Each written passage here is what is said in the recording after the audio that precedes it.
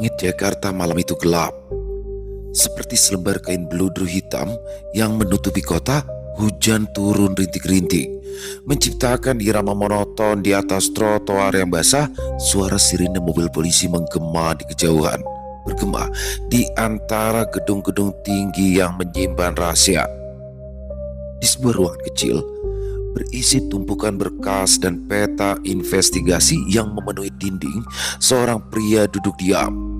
Dia adalah Ilo, penyidik dengan kemampuan langka, dijuluki sebagai detektif resonansi.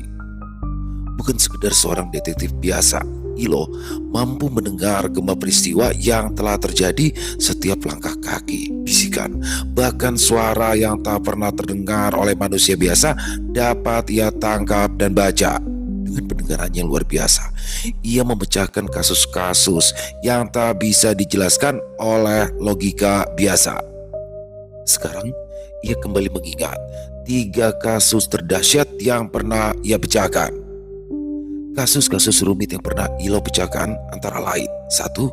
Kasus Orkes Kematian, sebuah grup musik bawah tanah yang setiap kali tampil, salah satu penonton akan ditemukan mati secara misterius tanpa luka fisik, seolah jiwanya tersedot keluar. Ilo mengungkapkan bahwa mereka menggunakan gelombang suara frekuensi tertentu untuk membangkitkan energi supranatural yang memakan jiwa manusia. 2. Kasus Labirin Ratapan, sebuah rumah tua di pinggiran Jayakarta yang diduga berhantu, di mana orang-orang yang masuk akan mendengar suara jeritan dan hilang tanpa jejak. Ilo menyadari bahwa suara-suara itu berasal dari ruang bawah tanah tersembunyi, tempat seorang ilmuwan gila pernah melakukan eksperimen untuk memanipulasi otak manusia. 3. Kasus Doa Berdarah, seorang pendeta yang setiap doanya diikuti dengan kematian orang-orang tertentu dalam jemaatnya. Ilo menemukan bahwa suara doa sang pendeta memiliki frekuensi tersembunyi yang hanya bisa didengar oleh korbannya, menyebabkan mereka mengalami halusinasi fatal hingga bundir. Jayakarta, dini hari. Kota belum sepenuhnya tidur. Di kejauhan, klakson kendaraan berat masih sesekali terdengar. Hujan rintik-rintik membasahi trotoar, menciptakan genangan kecil yang memantulkan lampu jalanan. Di sebuah apartemen mewah pusat kota, 3 mayat ditemukan di kamar yang terkunci dari dalam. Mereka duduk dengan tenang di kursi masing-masing, mata terbuka lebar menatap ke depan, seolah melihat sesuatu yang tak kasat mata. Tidak ada tanda-tanda perjuangan, tidak ada luka, tidak ada darah, hanya gendang telinga mereka yang pecah dengan bercak darah kecil yang menetes dari liang telinga. "Apaan ini?" bisik salah satu petugas forensik, suaranya serak karena ngeri. Tidak ada tanda-tanda masuk paksa. Rekaman CCTV tidak menunjukkan siapapun masuk ke dalam apartemen sebelum kematian mereka. Dan yang paling aneh, para tetangga mengaku tidak mendengar suara apapun dari dalam kamar korban. Tidak ada jeritan, tidak ada suara aneh, seolah-olah kematian mereka terjadi dalam keheningan mutlak. Sebuah mobil hitam tanpa tanda kepolisian berhenti di depan gedung apartemen. Pintu terbuka dan seorang pria bertubuh tegap dengan jaket panjang turun dari dalamnya. Ilo, tatapannya tajam, seperti seseorang yang telah melihat lebih banyak kematian daripada yang bisa dihitung. Langkahnya teratur saat menaiki tangga menuju lantai 23. Di mana mereka? Suaranya datar saat menyapa petugas di tempat kejadian. Seorang polisi menunjuk ke arah dalam kamar. Udara di dalam terasa lebih dingin dari seharusnya. "Sial, rasanya seperti masuk ke dalam lemari es," keluh salah satu petugas. Ilo tidak berbicara. Dia hanya berdiam diri di tengah ruangan, menutup matanya dan mulai mendengarkan. Awalnya hanya keheningan, lalu seperti gelombang yang perlahan naik, suara itu muncul. Suara nyanyian samar, seperti bisikan, tetapi tidak berasal dari satu suara, melainkan ratusan suara yang bergema bersamaan. Nyanyian itu terdengar jauh, seolah-olah datang dari dimensi lain. Kata-katanya tidak dalam bahasa manusia. Itu bukan. Itu bukan suara orang yang bernyanyi. Itu adalah suara sesuatu yang menirukan nyanyian manusia. Tiba-tiba suara itu menusuk telinga Ilo seperti paku paras. Dia menutup telinganya. Dunia seketika bergetar di sekelilingnya. Lampu-lampu di kamar mulai berkedip. Salah satu kaca jendela pecah dengan sendirinya. Suara itu semakin keras, berputar di dalam kepalanya seperti pusaran neraka. Sial, ini bukan suara biasa. Ilo mengatur nafasnya. Dia harus bertahan. Jika tidak, dia akan mati. Sama seperti korban lain, dengan sisa tenaga dia mengubah resonansi pendengarannya, mencoba menyesuaikan frekuensinya agar tidak tersedot lebih dalam ke dalam suara itu. Suara itu tiba-tiba saja menghilang. Nafas Ilo terengah-engah, keringat mengalir di dahinya, matanya menatap ruangan yang kini sunyi kembali. Ilo kini tahu bahwa korban tidak mati dalam keheningan. Mereka mendengar sesuatu, suara yang begitu mengerikan dan kuat hingga memecahkan gendang telinga mereka dari dalam. Namun suara itu tidak meninggalkan jejak fisik, tidak bisa direkam oleh alat biasa. Suara itu bukan berasal dari manusia. Jika suara ini bisa membunuh orang, maka yang menciptakannya bukan dari dunia ini. Kasus baru saja dimulai dan Ilo tahu ia telah menarik perhatian sesuatu yang seharusnya tidak boleh ia dengar. Hari berikutnya, di tempat yang sama seperti sebelumnya, hanya saja berbeda tempat. Belum selesai, Ilo memulai penyelidikan kematian yang terjadi di apartemen lantai 23. Kini ada lagi korban di lantai yang berbeda. Apartemen lantai 36, Gedung Harmonia Tower, Jayakarta. Hujan masih turun, titik-titik air membasahi jendela kaca gedung tinggi, menciptakan pola seperti urat-urat halus yang mengalir turun perlahan. Di dalam apartemen yang luas dan mewah itu, keheningan terasa mencekik. Tubuh korban, seorang eksekutif muda bernama Rendra Sagara, masih duduk di kursinya. Kepalanya sedikit miring, matanya terbuka lebar, menatap kosong ke dinding. Ada jejak darah tipis yang mengering di lubang telinganya. Seorang petugas mengatakan, tidak ada tanda-tanda masuk paksa, tidak ada rekaman aneh di CCTV, tidak ada yang mendengar suara apapun. Lalu bagaimana dia mati? Seorang penyidik di lokasi menggeleng. Serangan jantung. Ilo yang baru saja tiba tidak berbicara. Dia hanya melepas jaket panjangnya, menggulung lengan baju dan berjalan mendekati mayat. Apakah menurutmu pelakunya sama seperti yang terjadi di lantai 23, Pak Ilo? Tanya penyidik lain. Mungkin, bisa jadi tidak, balas Ilo singkat. Ilo menyentuh kursi yang diduduki korban. Bahan kulitnya masih sedikit hangat, matanya terpejam, nafasnya perlahan melambat, dan ia mendengarkan. Awalnya hanya kesunyian, lalu ada sesuatu. Sebuah bisikan samar seolah berputar di dalam ruangan. Suara itu seperti berasal dari tempat yang sangat jauh, tetapi semakin lama semakin mendekat. Mereka memanggil, mereka menyanyikan lagu kematian. Ilo tersentak.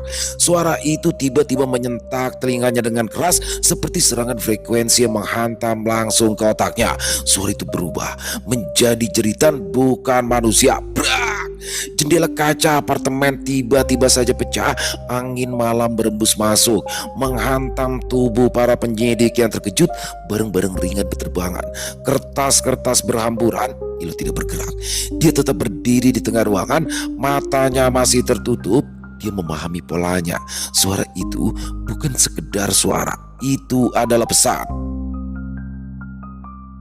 Suara ini terpola dalam frekuensi tertentu, sebuah gelombang yang mempengaruhi manusia secara langsung. Dan yang paling mengerikan, Ilo mulai menyadari bahwa suara itu tidak datang dari luar. Suara itu muncul dari dalam kepala korban. Pusat Mabeskara, Jayakarta. Ilo duduk di depan papan putih besar yang penuh dengan foto-foto korban.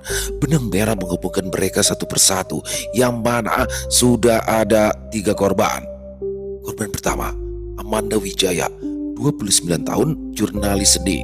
Korban kedua, Rendra Sagara, 36 tahun, eksekutif keuangan. Korban ketiga, Dimas Arya, 42 tahun, kurator galeri seni. Ilo memperhatikan satu kesamaan yang mencolok. Mereka semua mengunjungi tempat yang sama sebelum mati. Di sudut papan ada sebuah foto buram dari gedung tua di daerah utara Jayakarta. Galeri Memento, sebuah galeri seni bawah tanah yang terkenal dengan pameran instalasi suara eksperimental. Ilo menelusuri data lebih lanjut. Dalam laporan investigasi ada kesaksian dari beberapa pengunjung yang menyebut bahwa di dalam galeri itu ada ruang rahasia. Hanya pengunjung tertentu yang diizinkan masuk. Suara itu mungkin bukan berasal dari dunia ini, dan galeri itu mungkin adalah titik awal dari semuanya. Ilo meraih jaketnya. Aku harus ke sana. Galeri Memento, Jayakarta Utara. Langit di atas Jakarta gelap pekat, tanpa bintang.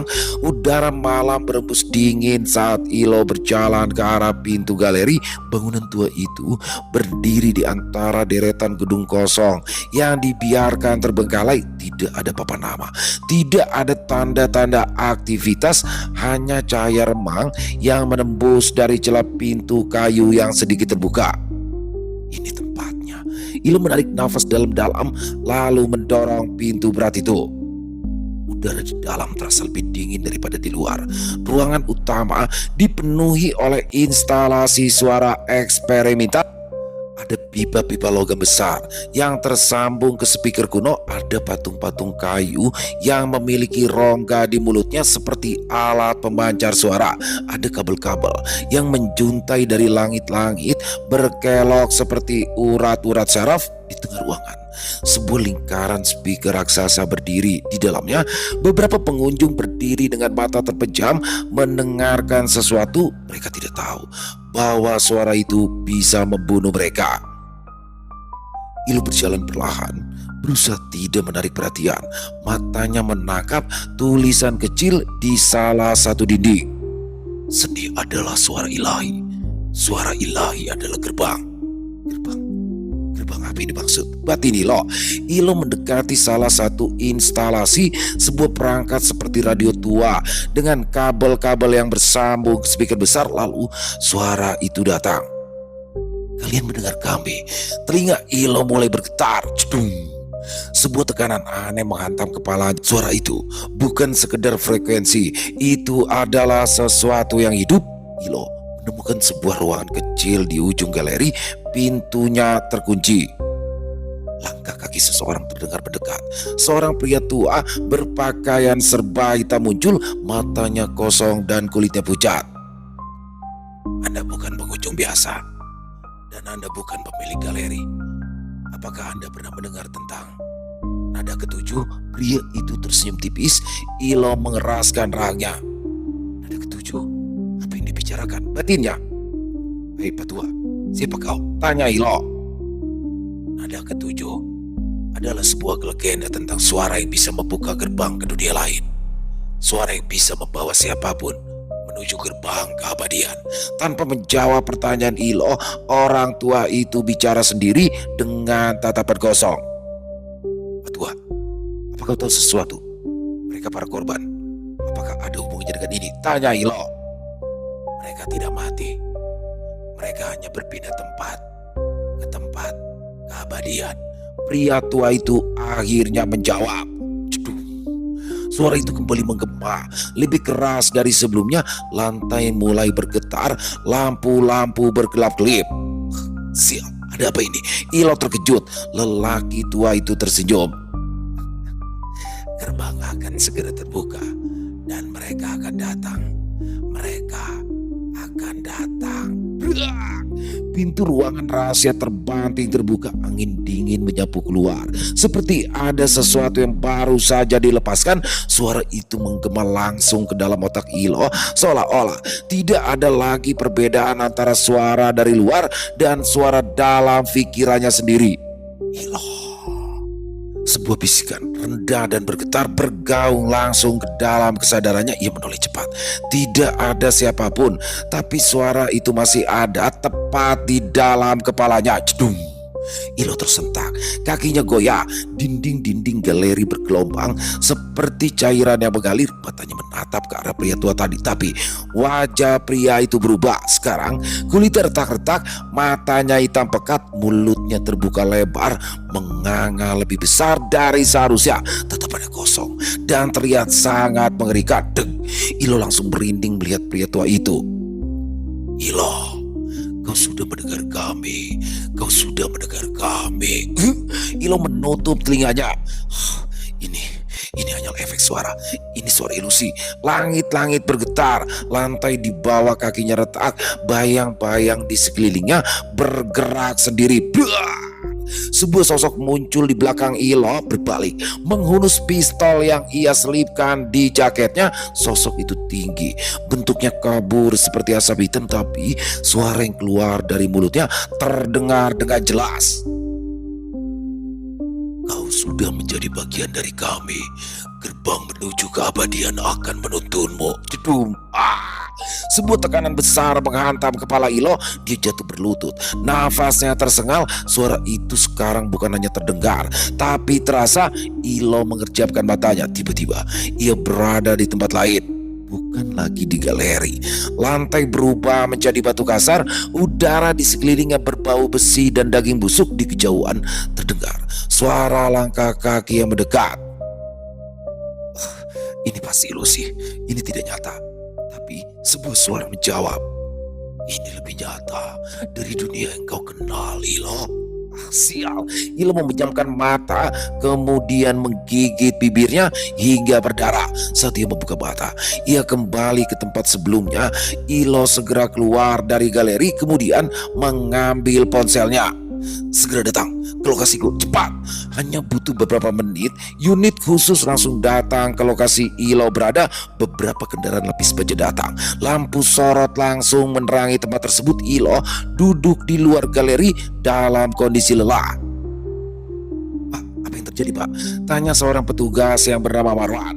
Masuk dan geledah tempat ini, perintah Ilo. Siap. Segera masuk dan geledah setiap tempat. Marwan langsung memerintahkan anak buahnya. Pintunya terkunci, ucap salah satu anggota. Mata Ilo terbelalak barusan. Ia keluar dari pintu itu.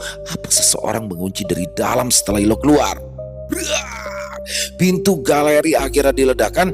Tim penyidik Mabeskara menyerbu masuk dengan senjata lengkap. Dengarkan, hati-hati dengan suara-suara yang aneh. Gunakan peredam suara, teriak Ilo. Ayo, gunakan headphone kalian. Marwan menambahkan. Beberapa agen mengenakan headphone peredam suara. Kemudian mereka menyisir ruangan satu persatu. Koridor yang tadi ramai kini kosong dan gelap. Tidak ada jejak pemilik galeri. Tim Alpha, ke ruang utama. Tim Bravo, cek ruang bawah tanah. Salah satu agen melihat sesuatu. Pak, ada jalan turun di sini. Tangga sempit menuju ke ruang bawah tanah. Ilo yang masih berusaha mengendalikan pikirannya ikut turun bersama tim Bravo. Jedung. Udara di bawah terasa lebih berat. Lampu senter mereka berkedip-kedip dan di sana mereka melihatnya sebuah ruangan luas. Dindingnya penuh dengan simbol-simbol kuno. Di tengah ruangan sebuah meja batu hitam dengan beberapa alat perekam suara di atasnya. Marwan melangkah mendekat, lalu rekaman itu mulai berbunyi. Satu persatu para agen jatuh berlutut, menjerit sambil memegangi kepala mereka. Blar! Sesuatu keluar dari dinding. Ilo menyadari satu hal. Ya, suara itu bukanlah rekaman biasa. Suara itu hidup dan sesuatu sedang bangun dari dalam kegelapan. Frekuensi bergetar liar di udara, menyusup masuk ke telinga setiap orang di ruangan itu. Marwan menjerit, ia jatuh berlutut, tangannya menekan kepala seakan otaknya ingin meledak. Suara ini bukan suara biasa. Dinding itu bergetar hebat, lantai retak, seolah ada sesuatu yang merayap di bawahnya. Lalu ia muncul, sebuah kekosongan di tengah ruangan. Udara melengkung, sebuah bentuk kabur, transparan dan berdenyut di dalam pusaran suara. Jangan telah masuk tanpa izin. Suara itu berbicara langsung ke dalam otak mereka. Ilo mengerjap. Makhluk itu tidak memiliki bentuk nyata, hanya suara yang menjadi hidup. Boom. Tolong! Salah satu agen terangkat ke udara, tubuhnya bergetar keras, darah menetes dari telinga dan matanya. Turunkan dia, brengsek! Dar, dar! Tim penyidik menembak tapi peluru hanya melewati udara kosong. Apa yang sebenarnya kita hadapi, Pak Ilo? Tanya Marwan. Ilo mengingat sesuatu. Makhluk itu menyerang dan membunuh dengan suara. Entahlah, aku juga belum tahu. Tapi sepertinya aku tahu solusinya. Melawan suara, harus dengan suara. Ia meraih salah satu alat perekam suara di meja di dalamnya. Dia melihat frekuensi aneh yang berputar tanpa henti. Ya, frekuensi ini bisa dipatahkan. Ilo membuka frekuensi tandingan, gelombang suara beradu di udara. Makhluk itu menggeram, suaranya terdistorsi. Blar! Ruangan mulai runtuh. Ilo menekan tombol noise cancellation di alatnya. Dung! Seketika suara itu menghilang dan makhluk itu membeku. Tubuhnya retak, memudar, tersedot ke dalam kehampaan. Dar! Dalam ledakan tanpa suara, makhluk itu lenyap. Semua agen terengah-engah berusaha mengatur nafas mereka. Tapi Ilo diam. Ia masih bisa mendengarnya. Ya, bisikan itu masih ada di dalam kepalanya. Sebenarnya apa yang kita hadapi, Pak? Tanya Marwan sekali lagi. Ilo mengamati sekitar. Mungkin sesuatu yang seharusnya tidak kita lawan, tapi aku yakin ada keterlibatan manusia di balik ini semuanya, dan ada campur tangan sihir. Oh, apa motifnya? Kenapa dia membunuh? Ini bahkan berbahaya bagi kami. Apakah Anda sudah mendapatkan petunjuk, Pak? Marwan kembali bertanya. Segera perintahkan anak buahmu menggeledah tempat ini. Berikan padaku nanti jika ada sesuatu bukti yang penting. Aku lelah. Aku kembali lebih dulu. Tegas, Ilo. 86. Siapa? Beberapa hari kemudian, apartemen Ilo, kota Jayakarta. Suasana malam di kota Jakarta begitu mencekam. Hujan turun dengan deras, menciptakan ritme monoton di atas atap dan jendela apartemen. Petir menyambar sesekali, menerangi langit yang gelap pekat. Di dalam kamar kecilnya yang hanya diterangi oleh lampu meja yang redup, Ilo terjaga, terperangkap dalam kegelisahan yang tak berkesudahan. Kanannya mencengkram kening, nafasnya berat, dadanya naik turun. Dari sudut-sudut gelap ruangan, suara itu datang lagi. Ilo, kau masih mencari sesuatu yang seharusnya tidak kau ganggu. Suara itu tidak berasal dari luar, tidak berasal dari dalam pikirannya, tetapi dari sesuatu yang berada di antara keduanya, menghantui batas antara kenyataan dan delusi. Cangkir kopi di atas meja bergetar tanpa alasan, lalu jatuh dan pecah berkeping-keping di lantai. Jantung Ilo berdegup semakin kencang. Ia segera bangkit dari tempat tidur, menoleh ke sekeliling dengan mata waspada. Lalu terdengar sesuatu di lorong apartemen. Suara langkah kaki seseorang perlahan mendekat ke pintunya, tapi itu bukan langkah kaki biasa. Setiap hentakan terdengar seperti tulang yang patah, menciptakan gema aneh di malam yang sunyi. Ilo meraih pistol yang selalu disimpan di meja, mengarahkannya ke pintu. Keringat dingin mulai membasahi tengkuk. Langkah kaki itu berhenti tepat di depan pintu apartemennya. Lalu pintu apartemennya bergetar dengan keras, seperti ada sesuatu yang mencoba mendobraknya. Namun tidak ada suara lain, tidak ada teriakan, tidak ada suara tangan yang mengetuk, hanya keheningan yang mencekik.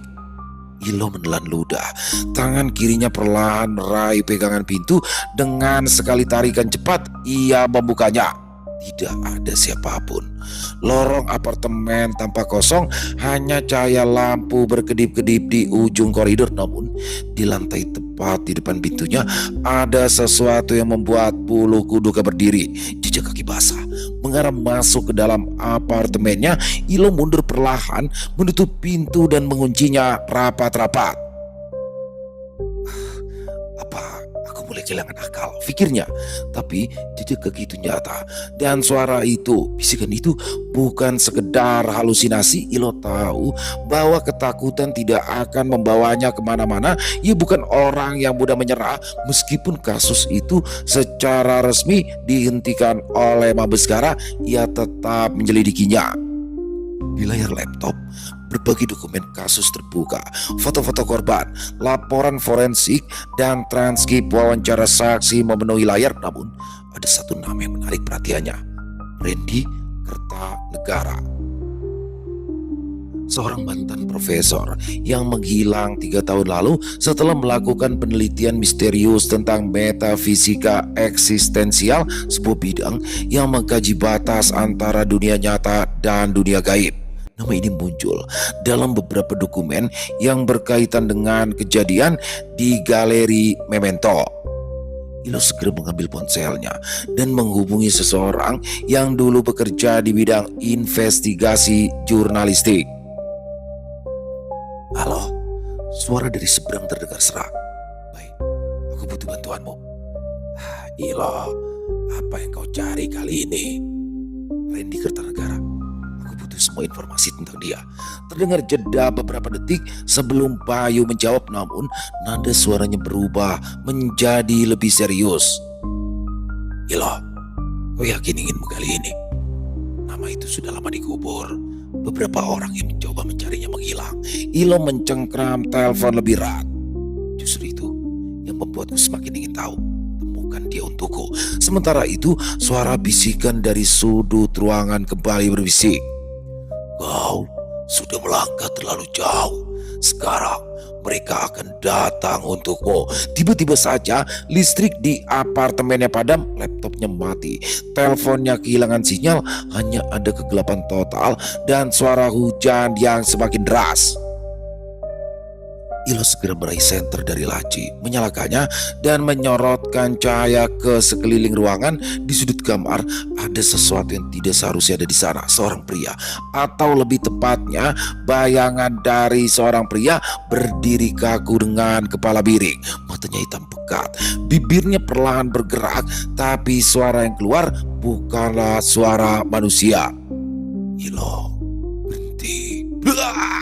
Pintu lemari di belakangnya tiba-tiba terbuka sendiri dengan keras, seperti ada kekuatan tak kasat mata yang ingin menunjukkan sesuatu kepadanya.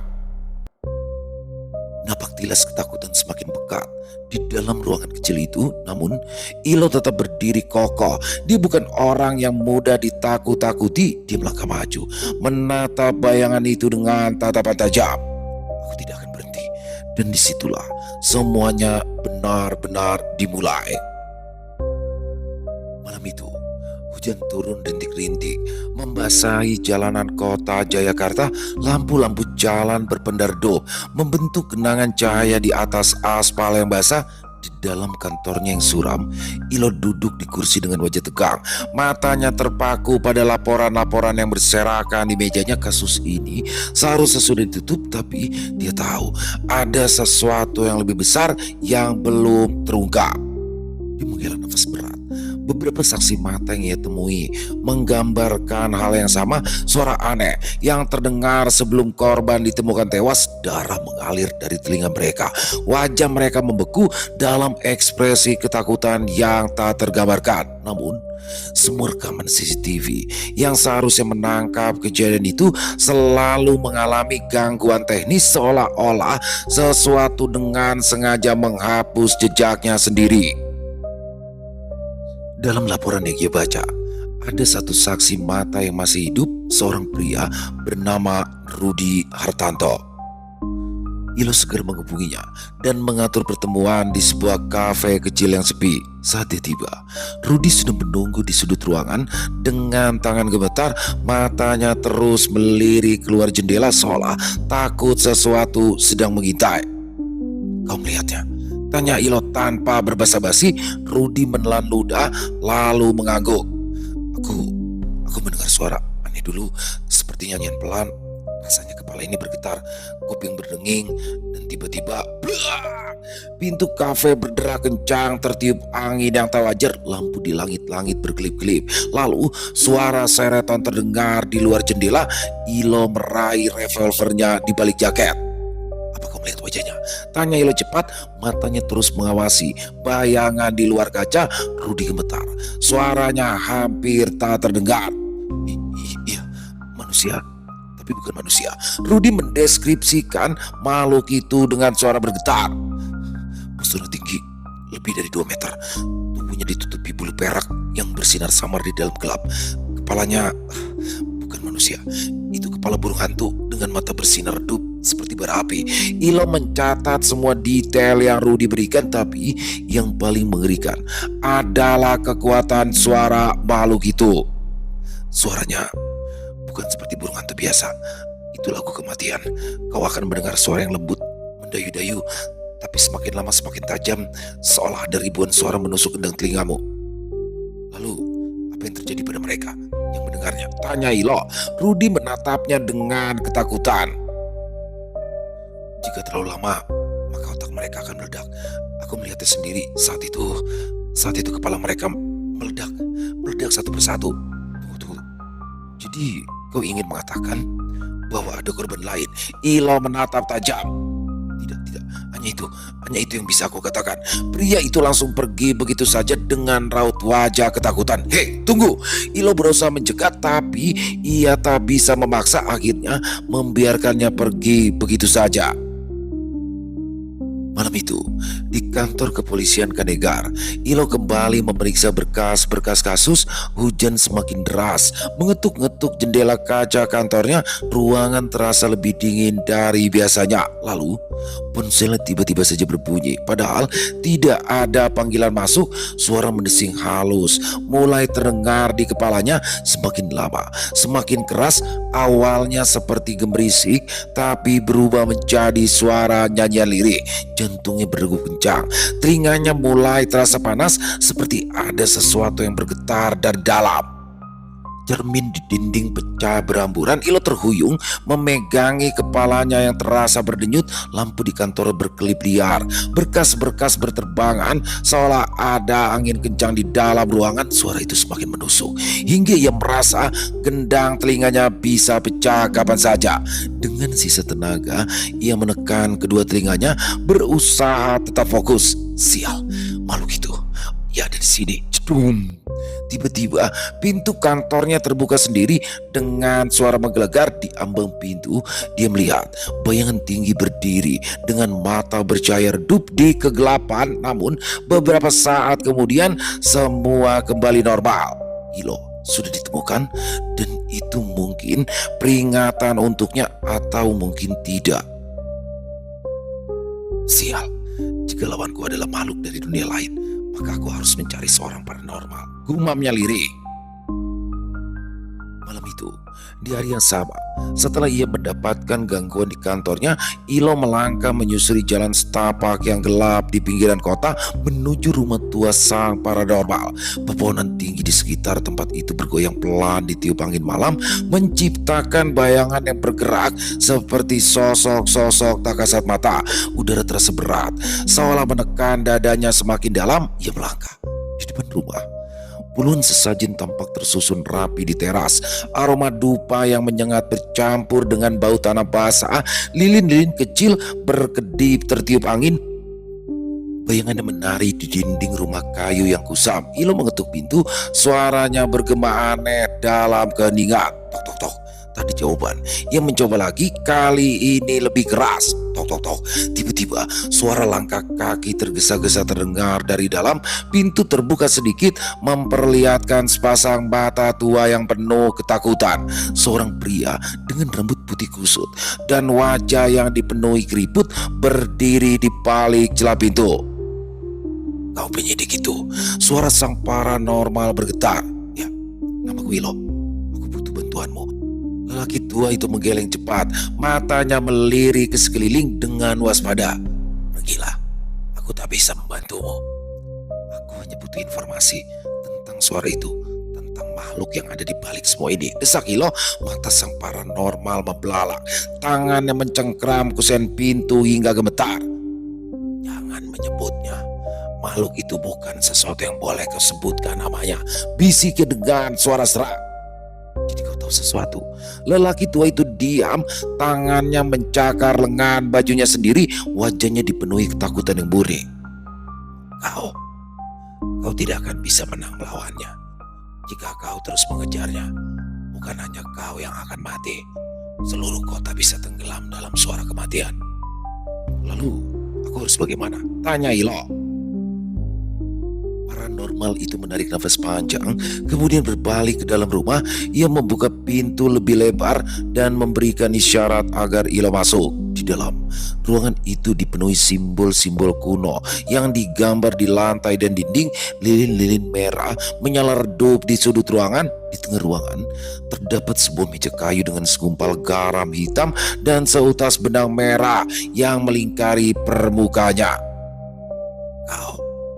Kau tidak boleh melawan makhluk itu sendirian. Dia bukan hanya pembunuh, dia adalah sesuatu yang lebih dari manusia. Mereka adalah manimal, katanya pelan. Ilo menelan ludah. Apa yang sebenarnya terjadi? Mereka?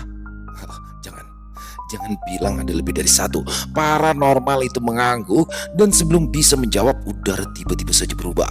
Tekanan aneh melingkupi ruangan membuat nafas Ilo terasa berat.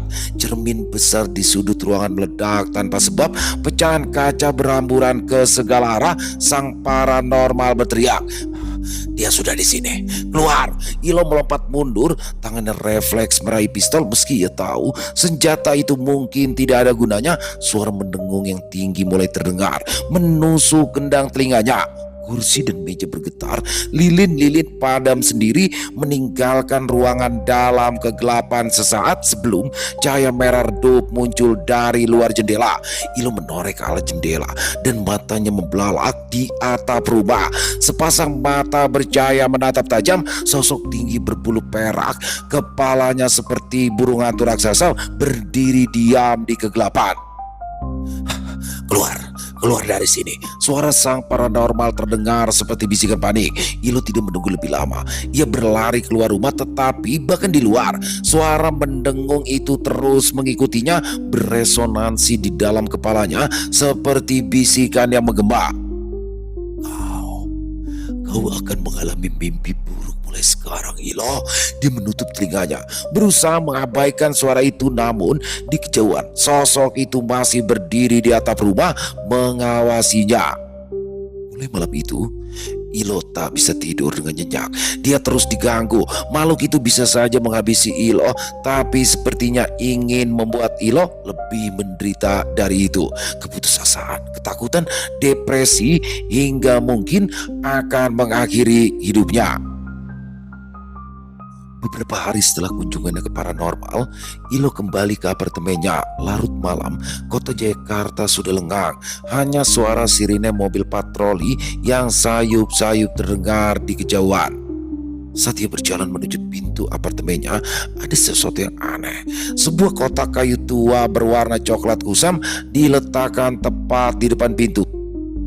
Kotak itu tidak memiliki alamat pengirim, hanya ada namanya tertulis dengan tinta merah yang mulai mengering.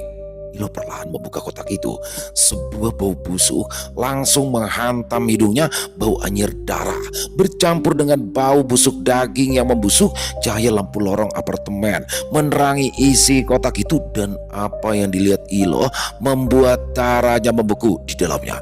Sebuah kepala manusia terpenggal, matanya melotot, mulutnya terbuka seolah menjerit. Dalam kematian itu adalah kepala paranormal yang ia temui. Di samping kepala itu ada secari kertas yang tercoret tinta merah, entah itu tinta atau darah.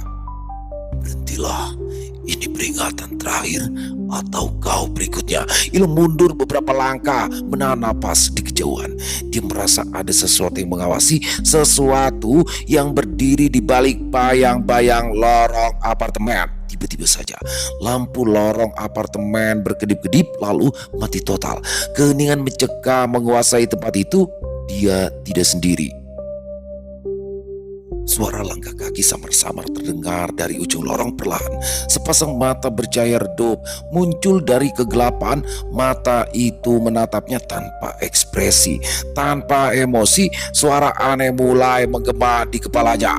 Sebuah dengingan yang menusuk telinga mulai terdengar. Semakin lama semakin keras. Cedung. Kepala Ilo terasa seperti akan meledak. Ia menutup telinganya, tapi suara itu tetap merasuk ke dalam pikiran. Ia terhuyung mundur, berusaha kembali ke apartemen. Tangannya gemetar saat ia memasukkan kunci ke dalam lubang pintu. Pintu terbuka dan tanpa berpikir panjang, ia segera membantingnya dan menguncinya rapat-rapat. Di luar, suara itu tiba-tiba menghilang. Keheningan kembali. Ilo terengah-engah, keringat membanjiri wajahnya. Dia baru saja mendapat peringatan yang lebih dari sekedar ancaman. Musuhnya nyata dan musuhnya sedang mengincarnya. Begitu Ilo berdiri di depan ruangan Komandan Siregar. Atasannya langsung di kepolisian. Tangannya mengepal erat, nafasnya berat. Di dalam map yang ia bawa ada foto-foto kepala paranormal yang terpenggal, rekaman CCTV yang rusak, dan transkrip wawancara saksi yang melihat makhluk manimal itu. Semua bukti sudah jelas, tapi sesuatu di dalam dirinya mengatakan bahwa laporannya tidak akan dianggap serius. Dia mengetuk pintu. Tok tok tok. Masuk. Suara berat dari dalam ruangan terdengar. Ilo mendorong pintu dan melangkah masuk. Komandan Siregar duduk di balik meja kayu besar dengan ekspresi serius. Di belakangnya ada rak penuh dokumen dan peta besar kota Jayakarta yang penuh coretan merah. Ada apa, Ilo? Tanya Siregar dengan nada datar. Ilo meletakkan map di atas meja. Saya punya bukti tambahan mengenai kasus pembunuhan ini, Pak. Ini bukan pembunuhan biasa. Ada sesuatu yang tidak bisa kita jelaskan dengan logika biasa. Siregar membuka map dan melihat foto-foto di dalamnya. Sejenak ekspresi wajahnya berubah. Matanya menatap tajam ke arah Ilo. Namun dalam hitungan detik ia menutup map itu dan menyandarkan tubuhnya ke kursi. Kasus ini sudah ditutup. Foto kepala yang kau berikan itu hanyalah boneka. Petugas yang membawanya sudah memastikannya, katanya singkat. Tapi Pak, saya melihatnya sendiri. Sebelumnya saya mendatangi rumah paranormal itu. Sepi, tidak ada orang.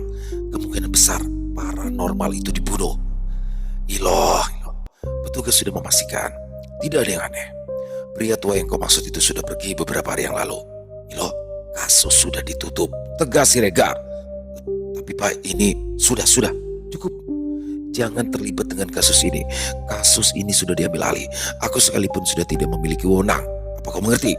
Siregar menegaskan dengan nada tinggi. Ilo menatap komandannya itu dengan ekspresi tidak percaya. Ada kepala manusia dalam kotak. Sebagai seorang penyidik, saya tidak mungkin salah. Dan juga ada rekaman CCTV yang rusak. Ada suara yang bisa membunuh. Bagaimana kita bisa mengabaikannya? Sebagai petugas Kanegar, kita harus menegakkan keadilan, Pak. Siregar menghela nafas panjang, lalu menatap Ilo dengan tajam. Ilo, aku bilang cukup. Ini bukan hanya tentang kepolisian. Ini sudah menyentuh sesuatu yang lebih besar dari kita.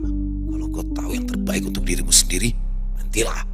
Ilo merasakan bulu kuduknya meremang. Dia tahu ada sesuatu yang lebih besar dari yang ia bayangkan. Ilo yakin dirinya sendiri tak akan bisa menanganinya. Berharap atasannya bisa mengambil tindakan, tapi sayangnya dia harus kecewa. Bahkan Bayu yang Ilo mintai tolong untuk menyelidiki Randy Kertanegara tidak ada lagi kabar.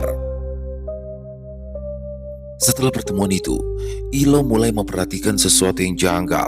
Ia merasa diawasi kemanapun dia pergi. Dia selalu melihat seseorang berpakaian hitam berdiri di kejauhan menatapnya. Mobil yang sering diikuti oleh kendaraan tanpa plat nomor, bahkan ponselnya kadang mati mendadak. Suatu malam, saat dia berada di rumah, sesuatu terjadi. Lampu di apartemennya berkedip-kedip. Televisi menyala sendiri, menampilkan layar putih berisi gangguan statis. Pintu apartemennya bergetar, seolah ada seseorang yang ingin masuk. Ilo meraih pistolnya dan berdiri di belakang meja. Siapa di sana? Suaranya menggema di dalam apartemen. Tidak ada jawaban, hanya keheningan. Namun dia tahu satu hal, dia tidak sendirian seperti hari-hari sebelumnya yang ia rasakan. Semakin hari berlalu, Ilo semakin kehilangan tidur. Ia terbangun di tengah malam dengan keringat dingin, merasa ada sesuatu yang berdiri di sudut kamarnya.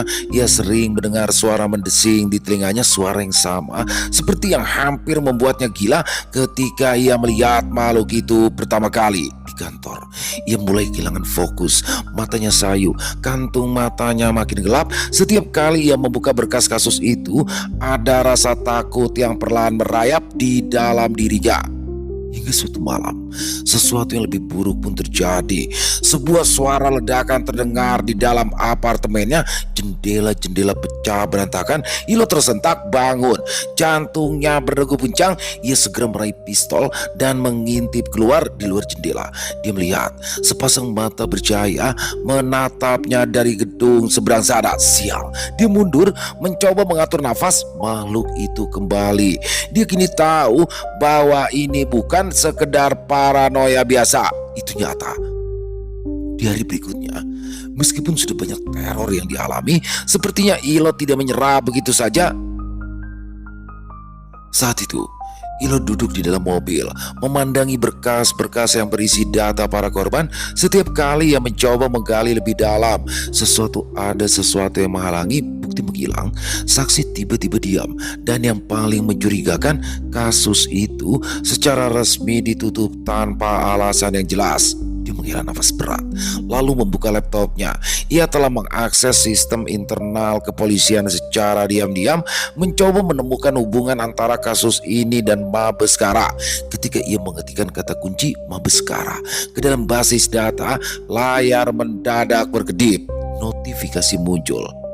Akses ditolak, hak istimewa diperlukan. Ilo menyipitkan mata. Ini bukan data biasa. Ini adalah informasi yang hanya bisa diakses oleh level tertinggi dalam pemerintahan. Jantungnya berdegup lebih kencang. Jika Mabeskara benar-benar terlibat, maka ia baru saja menyentuh sesuatu yang seharusnya tetap terkubur. Bunyi ledakan kecil terdengar dari laptopnya. Layarnya tiba-tiba mati. Kepulan asap tipis keluar dari sela keyboardnya. Sial, Ilo buru-buru menutup laptopnya. Ini bukan sekedar peringatan. Seseorang di luar sana tahu apa yang sedang ia lakukan. Ilo segera mengemasi barang-barangnya dan keluar dari dalam mobil. Matanya menyapu sekeliling. Malam itu sunyi, hanya lampu-lampu jalan yang berkedip-redup, tapi ia merasa ada sesuatu yang mengawasinya. Tiba-tiba saja, sebuah suara berat bergema dari kejauhan. Ia menoleh ke arah lorong gelap di seberang jalan. Bayangan tinggi berdiri di sana, diam tak bergerak. Sepasang mata bercahaya redup menatapnya dari kegelapan. Tidak mungkin, gumam Ilo. Suara melengking mendesing di telinganya. Ia langsung menutup telinga, tapi suara itu menembus ke dalam kepala. Jantungnya berdegup semakin cepat, tubuhnya terasa lemas. Bayangan itu mulai melangkah perlahan ke arahnya. Bulu-bulu peraknya berkilauan di bawah lampu jalan yang redup. Burung hantu perak. Ilo mundur, tangannya meraba ke pinggangnya mencari pistol. Namun sebelum ia sempat menariknya, bayangan itu menghilang begitu saja, seakan tertelan kegelapan. Suara mendesing pun lenyap. Ia tersungkur ke tanah, nafasnya tersengal. Ini bukan lagi sekedar kasus pembunuhan. Ini adalah perburuan dan dia adalah targetnya. Ilo tak punya pilihan lain. Dia harus menemukan seseorang di dalam Mabeskara yang bisa dipercaya. Dia mengambil ponselnya dan menelpon satu-satunya orang yang bisa membantunya. Tolong aku butuh akses ke dalam Mabeskara, katanya dengan suara rendah. Di ujung telepon terdengar suara nafas berat sebelum akhirnya seseorang menjawab. Kau sedang bermain dengan api, Ilo. Jika kau terus mengejarnya, kau akan mati sebelum menemukan kebenaran. Ilo mengepalkan tangan. Aku tidak peduli. Berikan aku satu nama seseorang yang bisa kuberitahu tanpa membuatku terbunuh. Keningan panjang, lalu suara itu berkata, maaf, aku tidak ingin terlibat. Kau sudah melangkah terlalu jauh, Ilo. Telepon dimatikan. Halo. Sial, bahkan dia. Apa yang harus aku? Blar! Tiba-tiba mobil di dekatnya meledak. Api berkobar ke langit. Ilo langsung menunduk, melindungi kepalanya dari serpihan kaca yang berterbangan. Ilo tahu ini bukan lagi sekedar ancaman. Jika ia tidak berhenti, Kali ini Ilo akan ada dalam bahaya, tidak ada lagi yang bisa membantunya. Dia sendirian. Ilo telah menemukan bukti bahwa kasus itu dilindungi oleh Mabeskara. Setiap laporan yang dibuatnya lenyap, para saksi kunci menghilang, dan bukti forensik yang ia kumpulkan tiba-tiba menjadi tidak valid di database kepolisian. Dia mulai menyadari ada kekuatan besar yang menghalangi penyelidikannya. Keesokan harinya, saat Ilo hendak menemui seorang informan, beberapa pria berpakaian serba hitam menghampirinya di parkiran gedung apartemennya. "Inspektur Ilo, Anda harus ikut kami."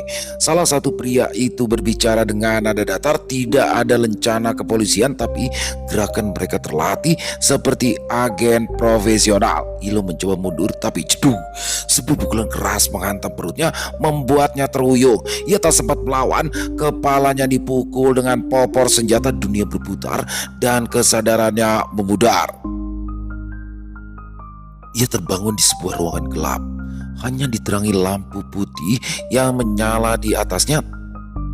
Tangannya diikat ke kursi, tubuhnya terasa sakit di beberapa titik. Suara langkah kaki mendekat. Seorang pria dengan jas hitam dan wajah tanpa ekspresi berdiri di hadapannya. Di belakangnya, dua agen bersenjata mengawasi dengan waspada. "Inspektur Ilo, Anda menyelidiki kasus yang telah ditutup." "Mengapa?" Ilo mendengus pelan. "Karena kasus ini belum selesai, dan kalian tahu itu." Agen itu tetap tenang, tapi Ilo bisa melihat matanya menyipit sedikit. Kami menyarankan Anda untuk melupakan ini. Ada hal-hal yang lebih besar daripada pemahaman Anda." Ilo menatapnya tajam. "Apa hubungan Mabeskara dengan makhluk itu? Apa yang kalian sembunyikan?" Duar! Tiba-tiba suara dentuman keras menggema dari luar ruangan. Lampu di langit-langit berkedip liar. Suara mendengung menusuk telinga. Gendang telinga Ilo terasa nyeri. Agen-agen di dalam ruangan tampak tegang. Salah satu dari mereka berbisik, "Inspektur, sepertinya kau tidak bisa lagi diselamatkan." Orang-orang itu kemudian meninggalkan Ilo di ruangan itu sendirian, dan entah nasib apa yang akan Ilo hadapi. Di dalam ruang rapat gelap di Mabeskara, 6 petinggi duduk melingkar. Di tengah meja, berkas penyelidikan Ilo tergeletak. Lampu di langit-langit berkelip samar. Bayangan bergetar di dinding. Mereka berbicara dengan suara rendah, seolah takut sesuatu sedang menguping. "Ilo tahu terlalu banyak. Jika kita membiarkannya hidup, dia mungkin akan menjadi masalah untuk kita," kata seorang pria berseragam dengan lambang Kanegar di dadanya. Seorang wanita berambut pendek mengetuk meja dengan kukunya yang panjang. "Kita sudah kehilangan banyak agen karena ini. Penyidik Haryanto hilang tanpa jejak. Jika kita biarkan, Mabeskara akan menjadi sasaran. Kita tidak bisa mengambil resiko. Eksekusi cepat, bersih, tanpa jejak," kata pria tua dengan suara berat. "Tapi kita juga tidak bisa gegabah seperti itu. Ilo memiliki reputasi yang cukup baik. Jika dia hilang begitu saja, itu akan menimbulkan kecurigaan di semua pihak," ucap pria lainnya. "Maka kita berikan solusi lain. Kita turunkan pangkat Ilo, pindahkan dia ke kota Joglo. Itu cukup untuk menjauhkannya dari kasus ini tanpa perlu membunuhnya," kata Adrian, matanya tajam. "Adrian, apa kau bisa menangani Ilo? Jika kau tidak bisa mengendalikannya, justru kau akan bertanggung jawab, dan Mabeskara tidak bisa melindungimu," sahut pria lainnya. "Ya, aku mengerti. Serahkan padaku. Apakah semuanya masih ingat dengan Tori dan Bon? Kini mereka ada dalam pengawasanku. Jadi tidak akan jadi masalah bertambahnya Ilo. Dengan begitu kita bisa mengawasi mereka bersamaan," Adrian meyakinkan. Ning, para petinggi saling padang. Akhirnya, pria tua yang sebelumnya mengusulkan eksekusi mendesak berat. "Baik, tapi jika dia kembali menyelidiki, dia akan menerima akibatnya, dan kau juga akan bertanggung jawab," Adrian mengangguk. "Aku akan mengurusnya." Setelah beberapa waktu diskusi itu, keputusan diambil. Ilo tidak akan dieksekusi. Sebagai gantinya, ia akan diturunkan pangkatnya dan dimutasi ke kota Joglo, kota yang penuh misteri dan bahaya yang bahkan Mabeskara sendiri enggan untuk menyentuhnya. Stasiun Kota Joglo. Hujan deras mengguyur kota Joglo ketika Ilo melangkah keluar dari stasiun kecil yang hampir terbengkalai. Udara dingin menusuk hingga ke tulang. Aroma tanah basah bercampur dengan bau besi tua. Di depan gerbang stasiun, dua sosok menunggunya.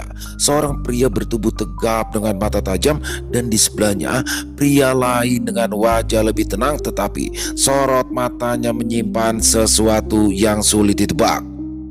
Ilo ya, aku Tori. Ini pun, Padrian bilang kau akan bergabung dengan kami. Ilo menjabat tangan Tori dengan ragu. Panggil saja aku Ilo.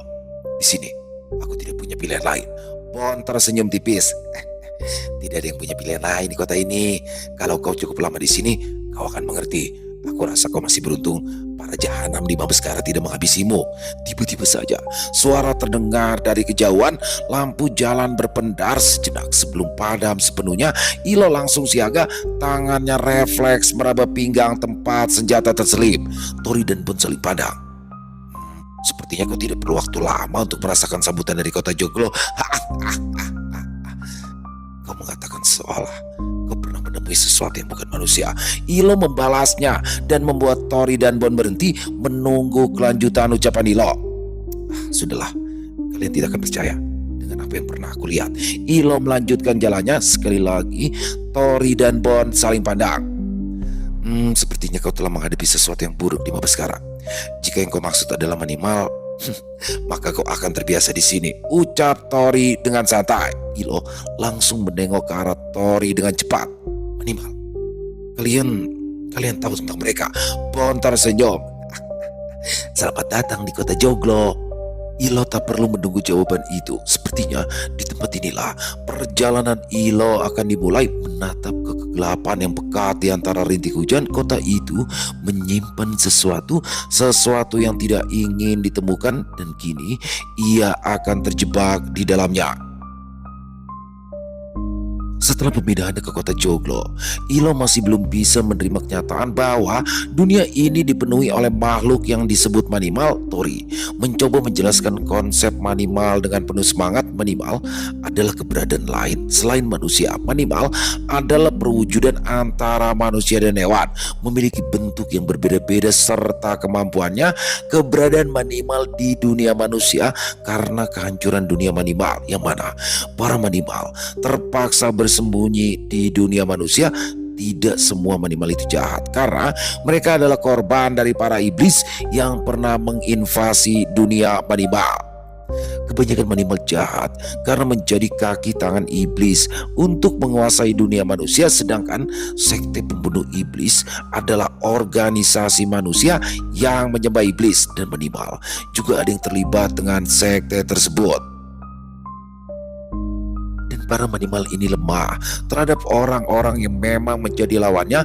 Mereka disebut sebagai pemburu, dan Tori adalah pemburu itu.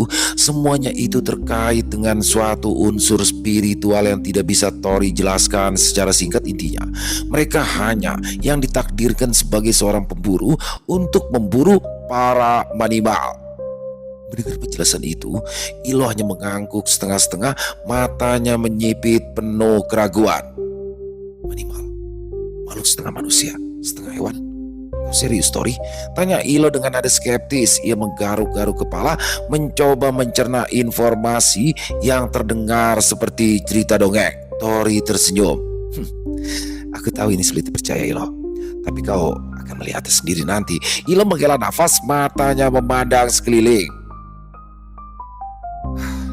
Sebenarnya aku pernah melihat makhluk dengan ciri-ciri seperti itu, tapi ya itu sulit dipercaya. Kota Joglo terlihat biasa saja, seperti kota kecil pada umumnya. Pasar yang ramai, anak-anak berlarian, para penjual yang berteriak mempromosikan dagangan mereka. Tidak ada yang aneh, tidak ada yang mencurigakan. Ilo menggeleng. Ini semua pasti hanya tipuan, atau mungkin semacam ilusi. Seseorang pasti sedang bermain sihir atau semacamnya. Tori tertawa kecil. Kau akan melihatnya sendiri, Ilo, percayalah. Malam itu Tori dan Bon mengajak Ilo ke sebuah supermarket kecil di pinggiran kota Joglo. Supermarket itu terlihat biasa saja dengan lampu yang berkedip-kedip dan rak-rak penuh barang, namun suasana di dalamnya terasa berbeda. Ada sesuatu yang tidak biasa, sesuatu yang membuat Ilo merasa gelisah. "Kenapa kita kesini?" tanya Ilo, matanya waspada. "Kita akan bertemu seseorang," jawab Tori dengan misterius. Bon yang biasanya cerewet kali ini diam. Dia hanya tersenyum kecil. Mereka berjalan ke bagian belakang supermarket, di mana seorang pria bertubuh kecil sedang menunggu. Pria itu memiliki mata yang tajam, terlalu tajam untuk manusia biasa. Matanya seperti bisa melihat langsung ke dalam jiwa seseorang. "Hera, bagaimana kabarmu?" tanya Tori. "Halo Pak Tori, syukurlah aku baik-baik saja. Ada apa menemuiku Pak Tori?" Gara bertanya balik. "Gara, aku butuh bantuanmu. Ini adalah Ilo, rekan baru kami." Tori memperkenalkan. "Halo, detektif Ilo." Gara menyodorkan tangan dan disambut oleh Ilo. "Tori, apa yang akan kita lakukan di sini?" tanya Ilo penasaran. "Aku akan menunjukkan kebenaran." Tori tersenyum dan Ilo hanya mengangkat alis. "Pak Tori, apa yang bisa aku bantu?" tanya Gara. "Gara, perlihatkan wujudmu yang sebenarnya. Kami ingin rekan kami ini tahu bahwa manimal sepertimu memang ada," tegas Tori. Pandangan Ilo serius. Anu Pak, apa Anda yakin Pak Tori?" tanya Gara ragu-ragu. Tori mengangguk. "Tolong." Gara menghela nafas. "Baiklah, aku akan menunjukkannya." Tiba-tiba saja udara di sekitar mereka berubah. Suara gemuruh kecil terdengar seperti suara tanah yang bergerak. Ilo merasakan bulu kuduknya berdiri. Gara mulai berubah. Tubuhnya membungkuk. Kulitnya berubah menjadi coklat gelap dan bulu-bulu halus mulai tumbuh di sekujur tubuhnya. Matanya yang tajam semakin menjepit. Taring kecil muncul dari mulutnya dalam sekejap. Gara berubah menjadi manimal tikus tanah. Ilo terpana, matanya membulat. "Tidak, ini tidak mungkin," teriaknya. Langkahnya mundur sambil meraih pistol dari jaketnya. "Ilo, tenang, tenang." Bon menepuk pundak Ilo. Gara lalu kembali seperti semula. "Apakah itu sudah cukup Pak Tori?" tanya Gara, suaranya dalam dan bergetar. "Terima kasih Gara. Ilo, bagaimana menurutmu?" Tori menatap Ilo. Ilo hanya bisa mengangguk. Mulutnya terbuka. Ia masih syok dengan apa yang barusan ia lihat. Aku percaya." Bon tersenyum. "Seperti mereka lah apa yang akan kami hadapi di kota Joglo ini Ilo. Tapi kau pasti akan terbiasa." Ilo masih terpana, matanya tidak bisa lepas dari wujud Gara yang sebelumnya. Dia akhir menyadari bahwa dunia ini jauh lebih kompleks dan misterius daripada yang pernah ia bayangkan. Setelah bertemu dengan Gara, Ilo masih terbayang pada wujud manimal tikus tanah yang sebelumnya ia saksikan. Pikirannya berputar-putar, mencoba mencerna kenyataan baru yang begitu fantastis. Tori yang melihat kebingungan di wajah Ilo menepuk baunya dengan lembut. "Kau baik-baik saja?"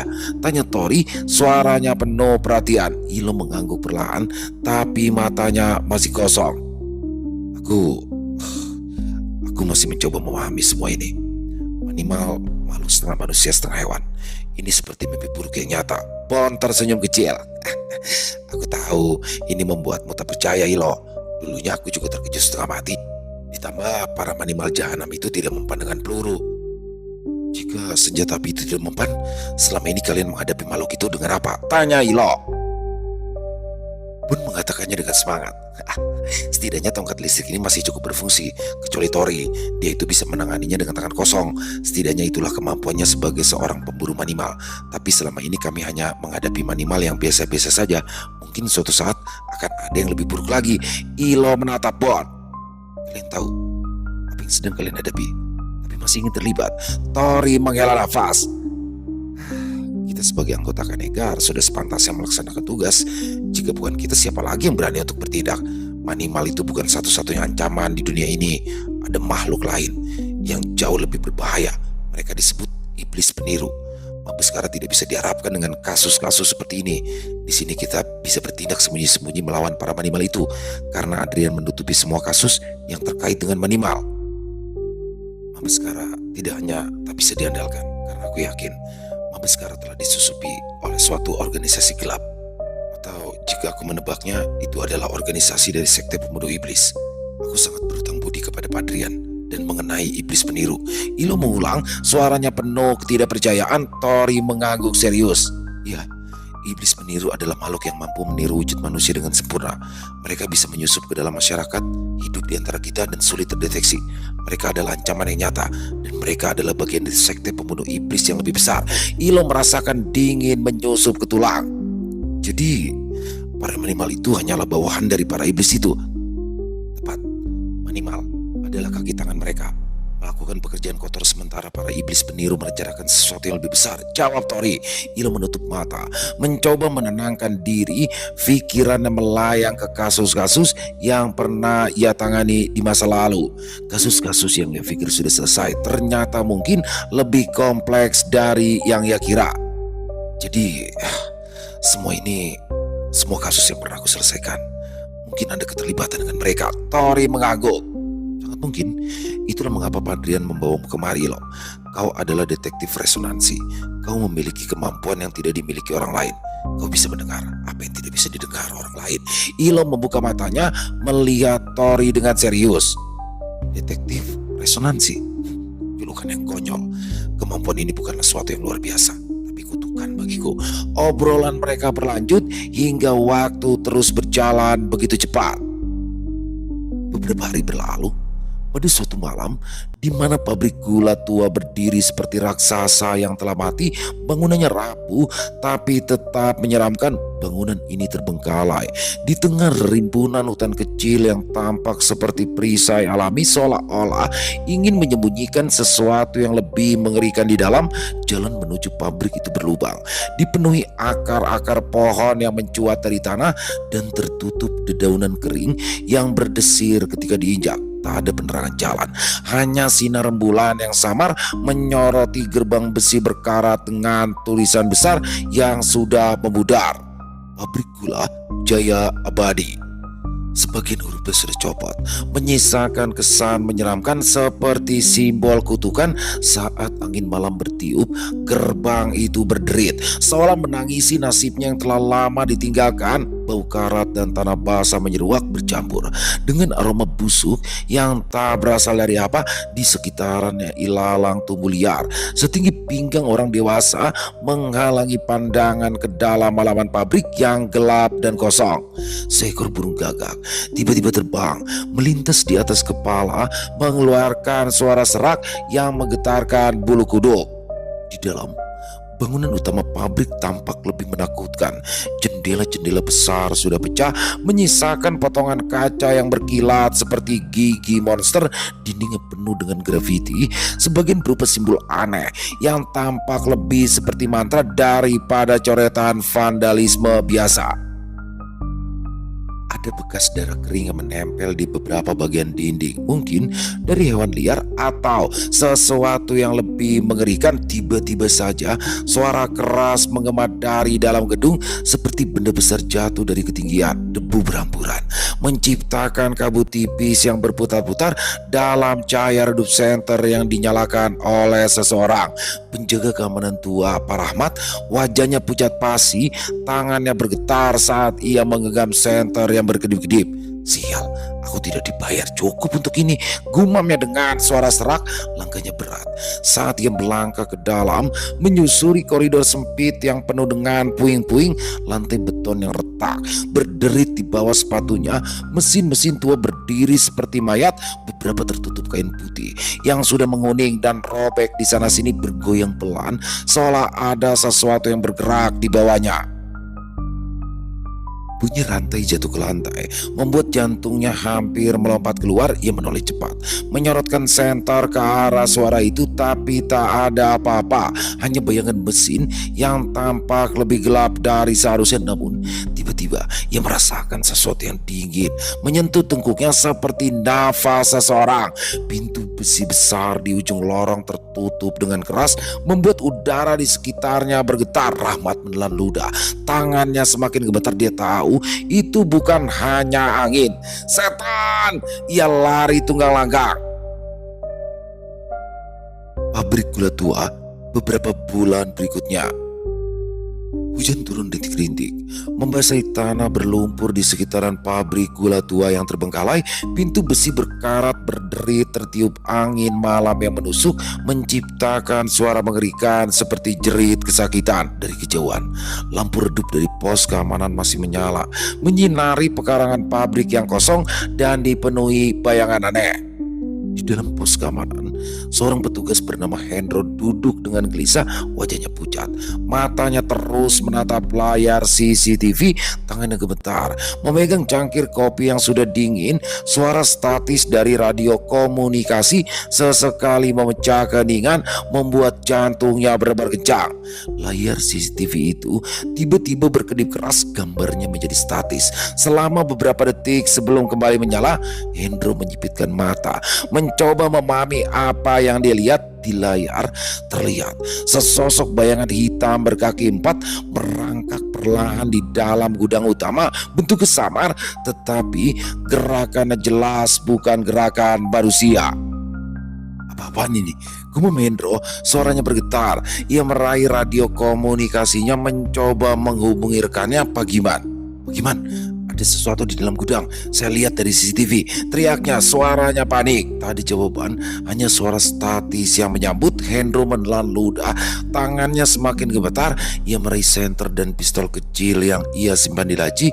Dengan langkah ragu, dia keluar dari pos dan berjalan ke arah gudang utama. Setiap langkahnya menimbulkan suara berdecit di atas lantai yang basah oleh air hujan yang merebas.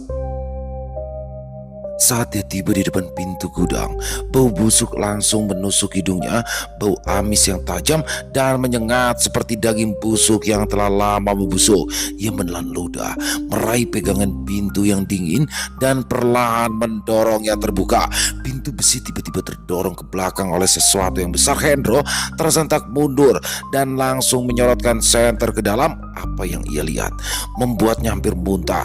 Di dalam gudang, 5 mayat tergeletak di lantai. Tubuh mereka tercabik-cabik dengan bagian tubuh yang hilang. Beberapa tulang tampak bersih seperti telah dikunyah dan dihisap habis sumsumnya. Darah masih segar, mengalir, membentuk pola aneh di lantai kayu yang sudah lapuk. Hendro gemetar, dia melangkah mundur dengan nafas tersengal. Ini semua mayat. Apa yang terjadi di sini? Gumamnya, suaranya hampir tidak terdengar. Lalu ia meraih ponselnya. Halo, ada pembunuhan di bekas pabrik gula Jaya Abadi. Ada 5 mayat mereka. Serak! Tiba-tiba dari kegelapan terdengar suara gemerisik seperti sesuatu yang sedang merayap. Hendro gemetar hingga handphone di genggamannya terlepas, kemudian menyorotkan senter ke sudut ruangan. Tidak ada siapa-siapa, hening. Lalu sesuatu melompat dari atas balok kayu di langit-langit gudang. Biar! Hendro hanya sempat melihat sepasang mata merah membara sebelum tubuhnya dikoyak dan ditarik ke dalam kegelapan. Cas! Dan setelah itu hanya ada keheningan. Keesokan harinya, Kanegar menerima laporan tentang kejadian di pabrik gula Jaya Abadi. Laporan itu disampaikan oleh seorang petugas keamanan yang bertugas malam itu, tetapi petugas itu sendiri menghilang tak lama setelah memberikan laporan yang kurang lengkap. Tori, Ilo, dan Bon segera dikirim untuk menyelidiki kasus ini. Mereka tiba di pabrik pada siang hari, tetapi suasana di sekitaran pabrik tetap menyeramkan. Angin berhembus pelan, membawa bau busuk yang menyengat. Burung gagak berteriak-teriak di atas pohon seolah memperingatkan mereka untuk tidak masuk. Inikah tempatnya? Kata Tori, matanya menyipit saat melihat gerbang besi berkarat dengan tulisan Pabrik Gula Jaya Abadi. Ilo mengangguk, wajahnya serius. Aku sudah mendengar sesuatu yang tidak beres sejak tadi. Bon yang biasanya cerewet kali ini diam saja, matanya waspada. Tangan kanannya memegang tongkat listrik yang selalu ia bawa. Mereka memasuki pabrik, langkah mereka hati-hati. Suara langkah kaki mereka bergema di lorong kosong, menciptakan suasana mencekam. Di sini, ini tempat kejadiannya, kata Tori tiba-tiba menunjuk ke arah gudang utama. Mereka memasuki gudang dan apa yang mereka lihat membuat mereka tercekat. 5 mayat tergeletak di lantai. Kondisi mereka persis seperti yang dilaporkan. Tubuh mereka tercabik-cabik dengan beberapa bagian yang hilang. Darah mengering di lantai kayu yang sudah lapuk. Ini mengerikan, gumam Ilo. Matanya tidak bisa lepas dari pemandangan mengerikan itu. Tori mengangguk, wajahnya serius. Ini pasti ulah animal, tapi ada sesuatu yang berbeda. Berbeda? Maksudmu apa sih, Tori? Tanya Bon, suaranya penuh curiga. Coba lihat pola darahnya. Ini bukan sekedar pembunuhan, tapi ini ritual, kata Tori menunjuk ke lantai. Ilo menatap Tori, matanya penuh pertanyaan. Ritual? Ritual apa, Tori? Tori menghela nafas. Entahlah, ini hanya dugaan. Yang jelas ini ada kaitannya dengan animal, dan kuat dugaan ada suatu ritual khusus dari organisasi sekte pembunuh iblis. Bon mengangguk, wajahnya pucat. Kita harus segera bertindak sebelum semakin banyak korban. Jahanam, kenapa harus kasus seperti ini lagi sih? Tori mengangguk. Benar, kita harus segera menemukan pelakunya secepat mungkin. Mereka segera meninggalkan gudang. Langkah mereka cepat dan waspada. Di luar, angin berhembus lebih kencang seolah memperingatkan mereka akan bahaya yang mengintai. Apa rencana Tori? Tanya Ilo, suaranya penuh ketegangan. Tori tersenyum kecil, matanya berbinar dengan tekad. Kita akan mencari petunjuk lebih dulu. Jika ini berkaitan dengan animal, sudah pasti ini kasus yang merepotkan. Ilo mengangguk, meski hatinya masih dipenuhi keraguan. Dia tahu ini hanya awal dari sesuatu yang jauh lebih besar dan lebih mengerikan. Seminggu sebelum kejadian mengerikan di pabrik gula Jaya Abadi, sebuah video diunggah ke platform YouTube oleh seorang remaja berusia 17 tahun bernama Rian. Rian dikenal sebagai YouTuber eksplorasi urban yang sering mengunjungi tempat-tempat angker dan terbengkalai. Channelnya Urban Explorer ID memiliki puluhan ribu subscriber yang setia menantikan petualangan seramnya.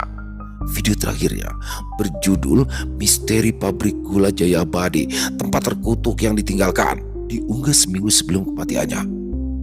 Video itu dimulai dengan intro khas Rian di mana ia tampil dengan jaket hoodie hitam dan senter di tangan berdiri di depan gerbang besi berkarat pabrik. Halo guys, apa kabar semuanya? Bertemu lagi di channel Urban Explore ID. Tentunya masih bersama Rian di sini. Oke, kali ini akan kita menjelajahi salah satu tempat paling angker di kota ini, pabrik gula Jaya Abadi. Konon, tempat ini dihuni oleh arwah penasaran dan mungkin sesuatu yang lebih mengerikan. Jadi bersiaplah. Oke, tidak perlu berlama-lama lagi. Mari kita mulai. Ujar Rian dengan semangat, wajahnya tersenyum lebar. Rian ditemani oleh dua temannya, Andi dan Dina.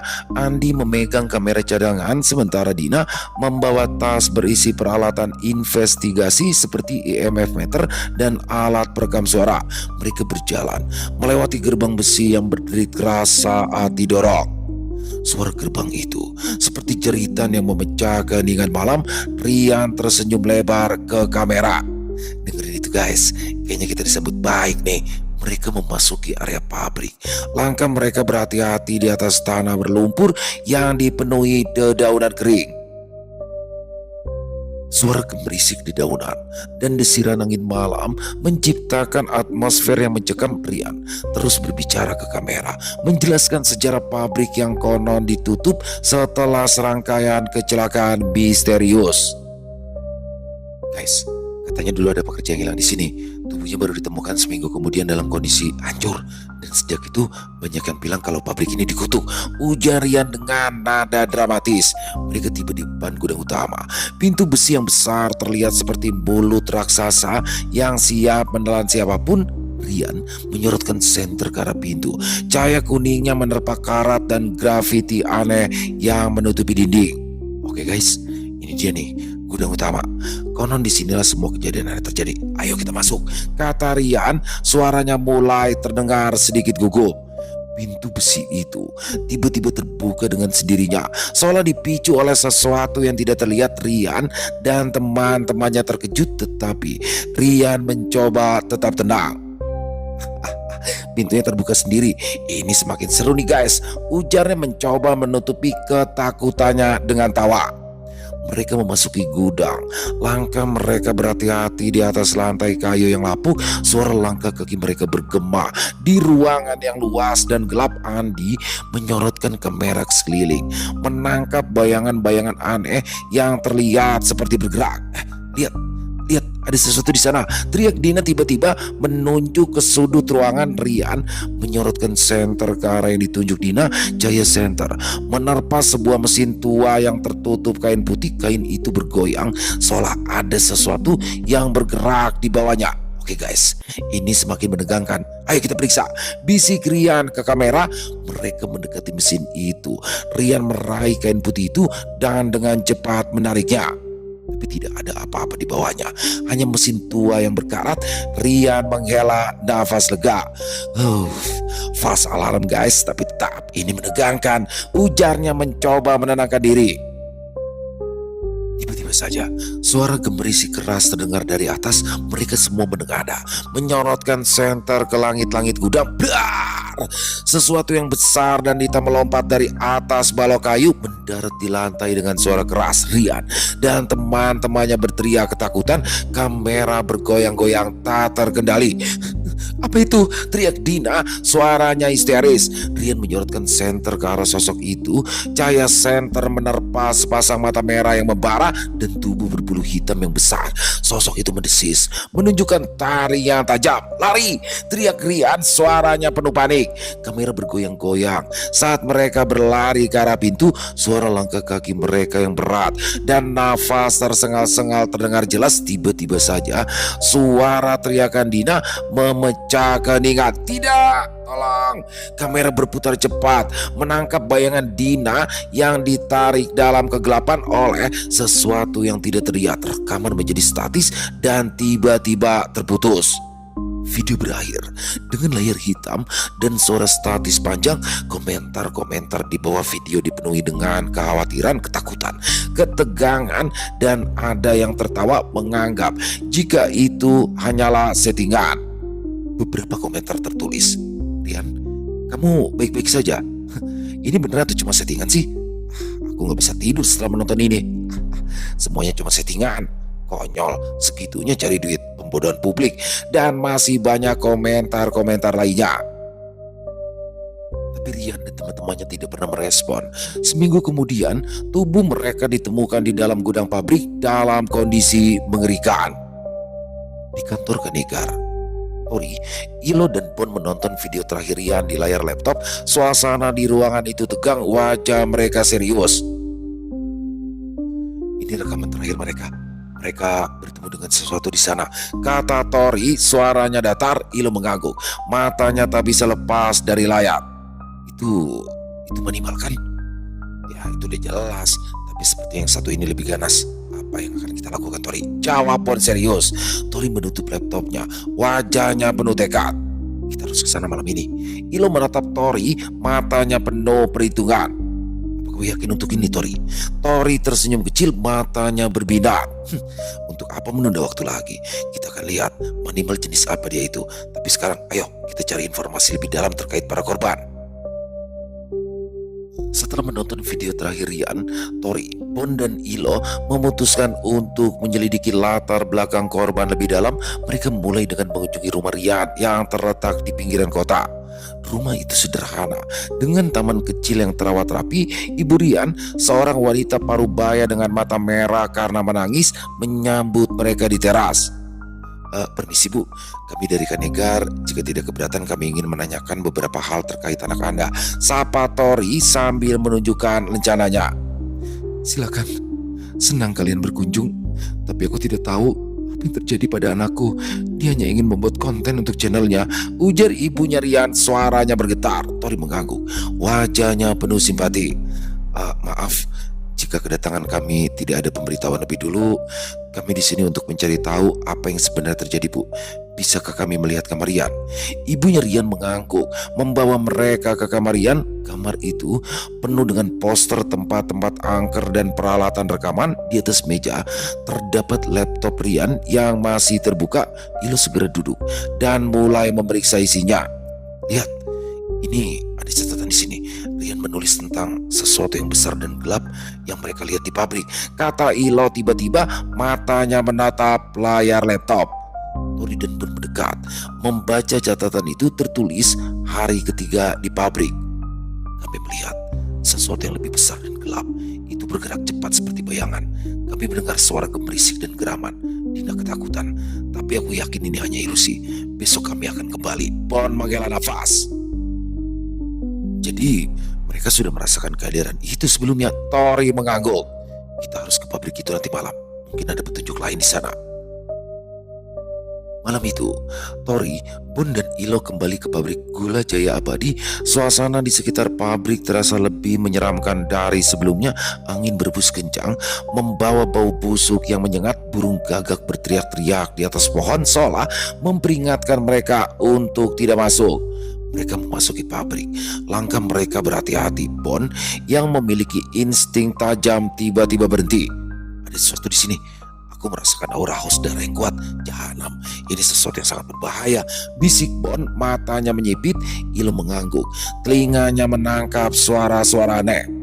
Aku mendengar sesuatu seperti geraman dan tawa. Langkah yang berat seperti makhluk buas dengan tinggi sekitar 2 meter. Suara itu bergema di sekeliling seolah berasal dari mana-mana. Ilo merasakan bulu kuduknya merebak. Tori yang memiliki kemampuan melihat makhluk spiritual dan indera keenam yang kuat tiba-tiba menunjuk ke sudut ruangan. Lihat itu, mereka semua menoleh, menyorotkan senter ke arah yang ditunjuk Tori. Bayangan hitam besar bergerak cepat, menghilang di balik mesin tua. Sesuatu yang besar melompat dari atas balok kayu, mendarat di lantai dengan suara keras. Tori, Bon dan Ilo bersiap menghadap ke arah suara itu. Bersiap, teriak Tori. Tangannya mengepal siap untuk bertarung. Bon mengangkat tongkat listriknya, matanya waspada. Jahanam, ini bukan sekedar manimal, ini jauh lebih besar dan mengerikan. Ilo meraih pistolnya meski ia tahu senjata itu mungkin tidak efektif. Apa rencanamu, Tori? Tori tersenyum kecil, matanya berbinar dengan tekad.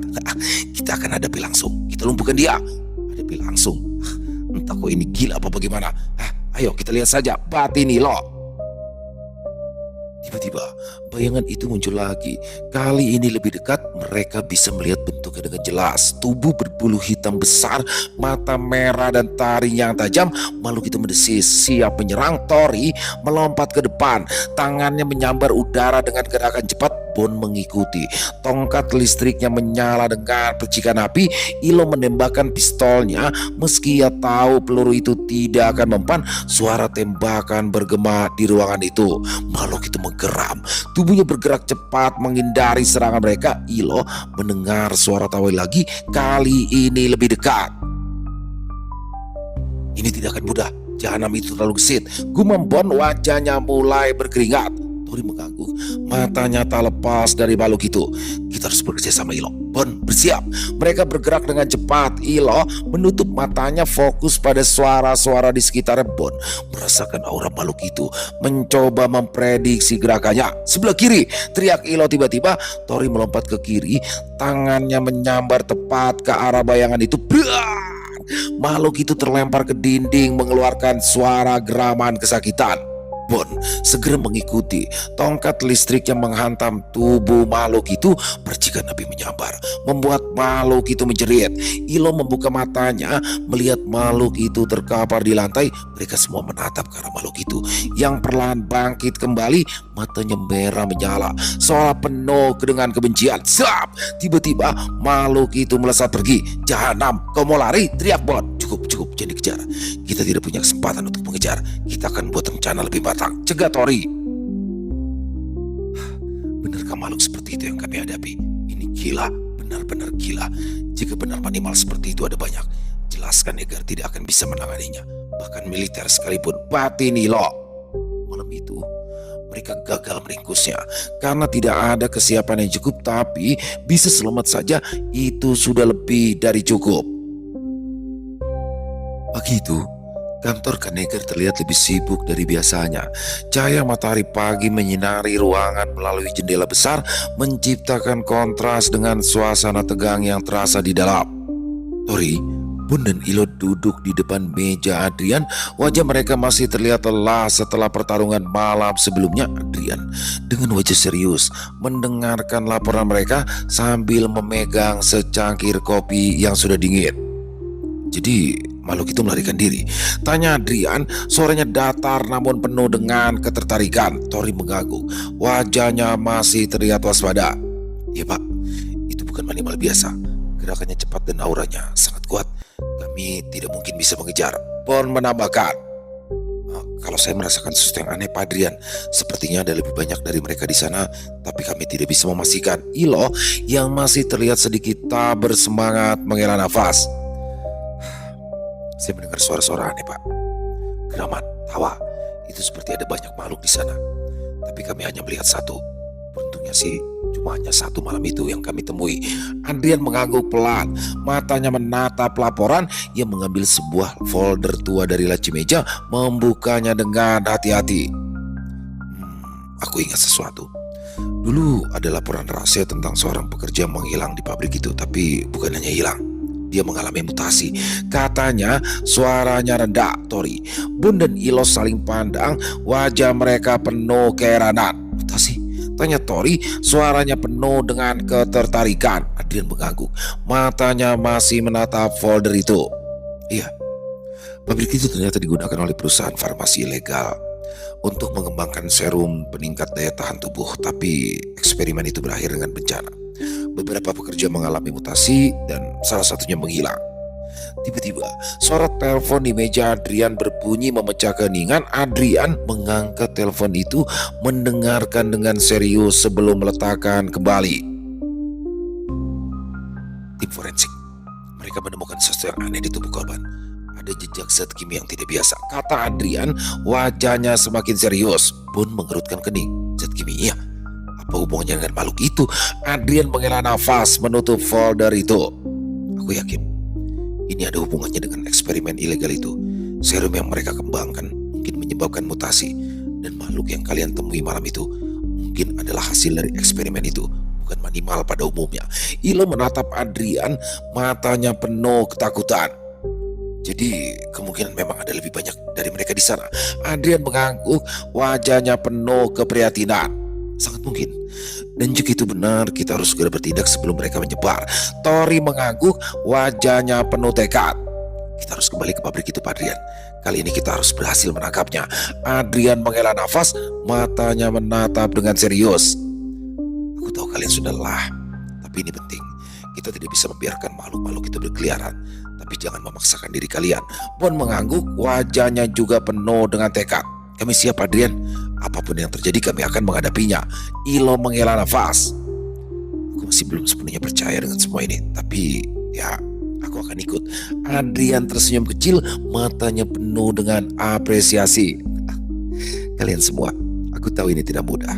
Tapi kali ini harus selesai. Tori, pilih anggota elit Kanigar untuk menemanimu. Bon, persiapkan persenjataan yang diperlukan. Dan Ilo, mulailah biasakan dirimu. Baiklah, segera kerjakan." "Siapa?" jawab mereka serentak. Perburuan akhirnya dimulai. Pelaku pembantaian di pabrik gula Jaya Abadi ternyata adalah animal mutasi hasil dari eksperimen ilegal yang gagal. Makhluk ini awalnya adalah manusia, mungkin seorang pekerja pabrik atau bahkan salah satu ilmuwan yang terlibat dalam proyek rahasia itu. Namun setelah terpapar serum eksperimental, tubuhnya mengalami mutasi mengerikan. Sekarang makhluk itu memiliki karakteristik seperti hiena, rahang yang kuat, gigi tajam seperti pisau, kemampuan melacak bau darah dari jarak jauh, naluri berburunya liar dan tak terkendali. Meskipun di dalam dirinya masih tersisa sedikit kesadaran manusia yang terjebak dalam tubuh monster. Makhluk ini berbulu di malam hari, memanfaatkan kegelapan dan keheningan untuk menyergap mangsanya. Korban-korbannya seringkali ditemukan dalam kondisi yang mengerikan, tubuh tercapik dengan bekas gigitan yang dalam dan tulang yang hancur. Meskipun masih memiliki sisa-sisa ingatan sebagai manusia, makhluk ini tidak bisa mengendalikan dorongan primitifnya untuk membunuh dan memakan daging segar. Dia menjadi predator yang sempurna, menggabungkan kecerdasan manusia dengan naluri binatang buas. Keberadaan makhluk ini menjadi semakin mengerikan karena kemampuannya untuk bersembunyi dan bergerak dengan cepat. Dia bisa menghilang dalam sekejap, meninggalkan hanya jejak darah dan teriakan korban yang memilukan. Tori, Bun dan Ilo menyadari bahwa mereka tidak hanya berurusan dengan satu makhluk, tetapi mungkin ada lebih banyak lagi yang bersembunyi di dalam pabrik atau bahkan di sekitar kota. Pabrik gula Jaya Abadi yang terlihat seperti bangunan tua terbengkalai ternyata menyimpan rahasia gelap. Dulunya pabrik ini digunakan oleh perusahaan farmasi ilegal sebagai tempat untuk mengembangkan serum peningkat daya tahan tubuh. Proyek ini didanai oleh pihak-pihak yang tidak bertanggung jawab dengan tujuan menciptakan manusia super yang memiliki kekuatan dan ketahanan fisik luar biasa. Namun eksperimen itu berakhir dengan bencana. Serum yang mereka kembangkan memiliki efek samping yang mengerikan, mengubah manusia menjadi makhluk buas dengan karakteristik binatang. Para pekerja yang menjadi subjek uji coba mengalami mutasi yang tidak terkendali. Tubuh mereka berubah menjadi monster dengan ciri-ciri hewan seperti hiena, serigala, atau bahkan reptil. Kesadaran mereka perlahan hilang, digantikan oleh naluri primitif untuk berburu dan membunuh. Animal mutasi yang sekarang meneror kota adalah salah satu korban dari eksperimen itu. Namun ada kemungkinan masih ada korban lain yang bersembunyi di dalam pabrik atau bahkan di sekitar kota. Perusahaan farmasi ilegal itu berusaha menciptakan makhluk seperti animal asli yang merupakan perwujudan sempurna antara manusia dan hewan. Namun hasilnya justru di luar dugaan. Alih-alih menciptakan makhluk yang terkendali, mereka justru melahirkan monster-monster buas yang tak bisa dikendalikan. Keberadaan animal asli sendiri adalah rahasia yang sangat tertutup. Hanya segelintir orang yang tahu tentang mereka, termasuk Tori dan organisasi Kanegar. Namun keberadaan animal mutasi atau yang sering disebut sebagai monster telah menjadi viral. Video dan foto sosok mengerikan itu beredar di medsos, membuat masyarakat panik. Banyak yang bertanya-tanya di mana monster itu bersembunyi dan apa ada lebih banyak lagi yang belum ditemukan. Pabrik gula Jaya Abadi yang terletak di pinggiran kota sebenarnya adalah front untuk operasi rahasia perusahaan farmasi ilegal. Di balik dinding-dinding tua dan mesin-mesin berkarat terdapat laboratorium bawah tanah yang dilengkapi dengan peralatan canggih. Lab itu digunakan untuk mengembangkan serum eksperimental dengan tujuan menciptakan manusia super yang bisa digunakan sebagai tentara atau alat untuk kepentingan tertentu. Namun proyek itu gagal total. Serum yang mereka ciptakan justru mengaktifkan gen-gen primitif dalam tubuh manusia, mengubah mereka menjadi makhluk buas yang tak bisa dikendalikan. Para ilmuwan yang terlibat dalam proyek itu mencoba menutupi kegagalan mereka, tetapi beberapa korban mutasi berhasil melarikan diri dan bersembunyi di dalam pabrik atau di hutan sekitar. Animal mutasi yang sekarang meneror kota adalah salah satu dari mereka. Makhluk itu mungkin masih memiliki ingatan sebagai manusia, tetapi naluri binatangnya telah mengambil alih.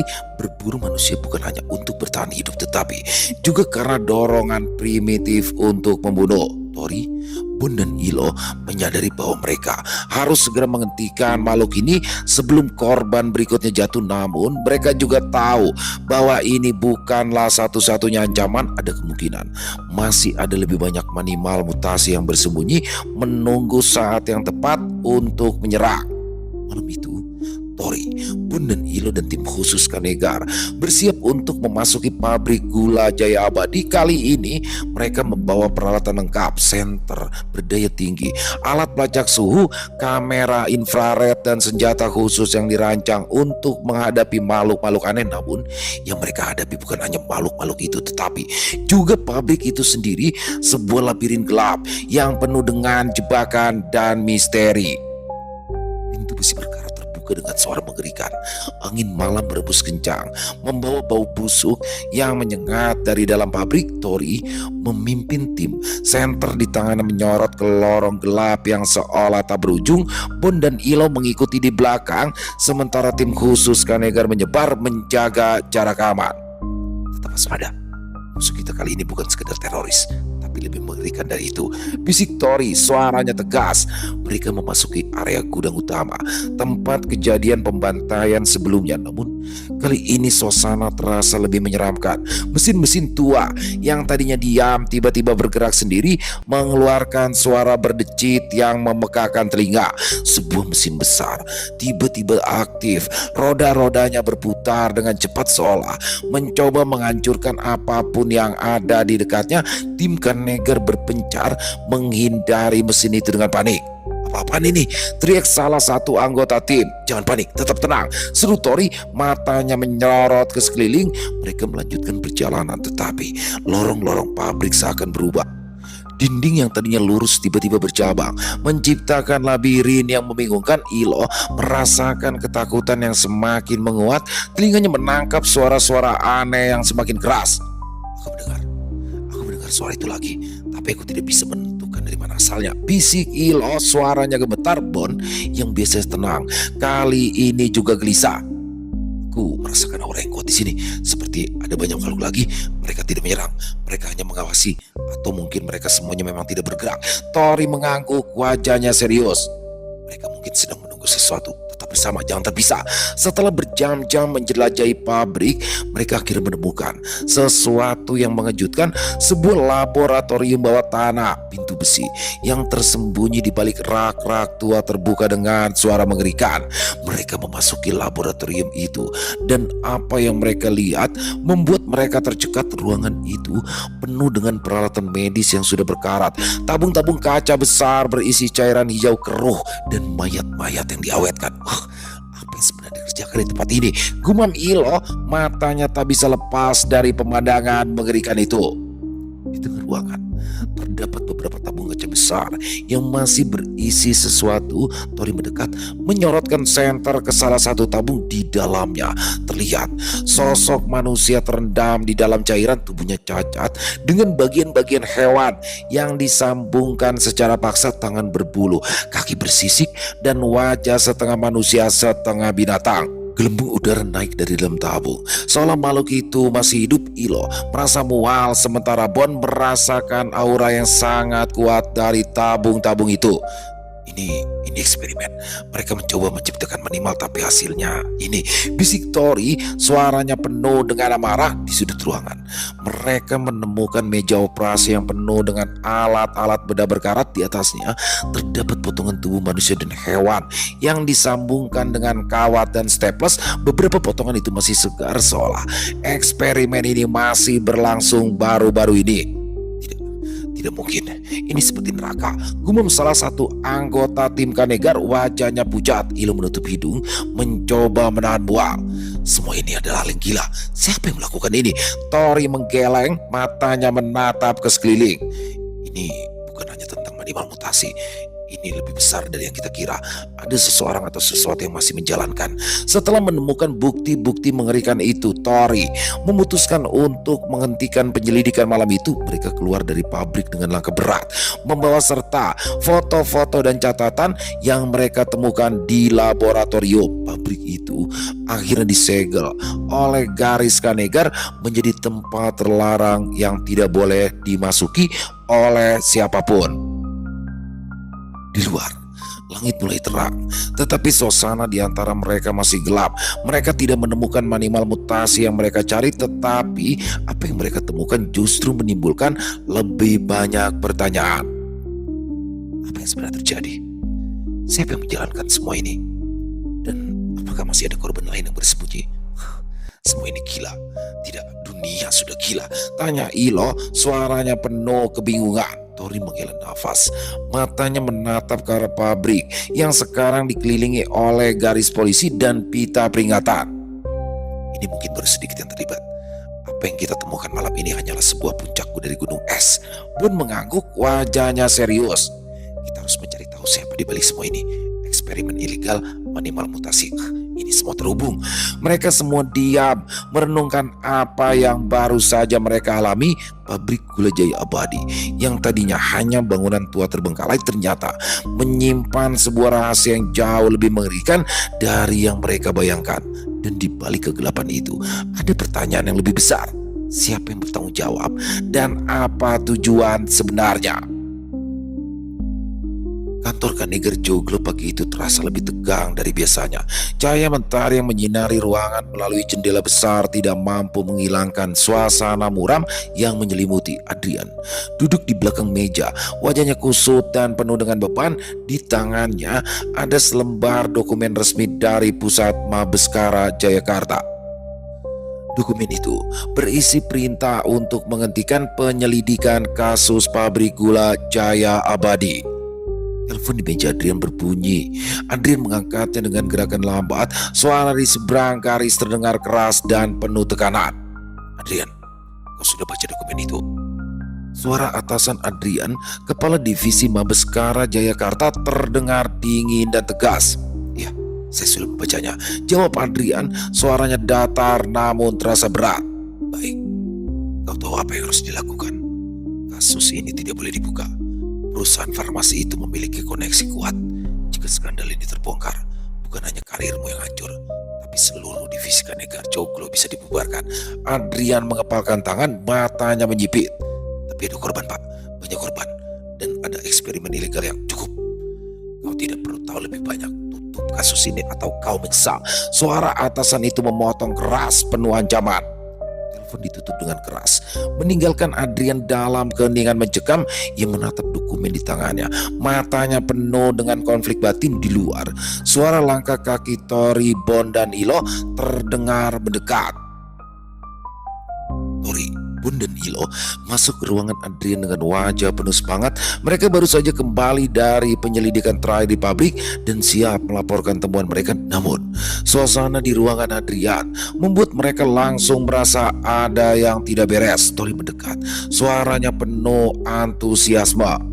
"Pak, kami menemukan sesuatu yang besar. Ada laboratorium bawah tanah, eksperimen ilegal dan cukup. Kalian harus menghentikan penyelidikan ini," potong Adrian. Suaranya tegas namun terasa berat. Ruangan itu hening. Tori, Bun, dan Ilo saling berpandangan.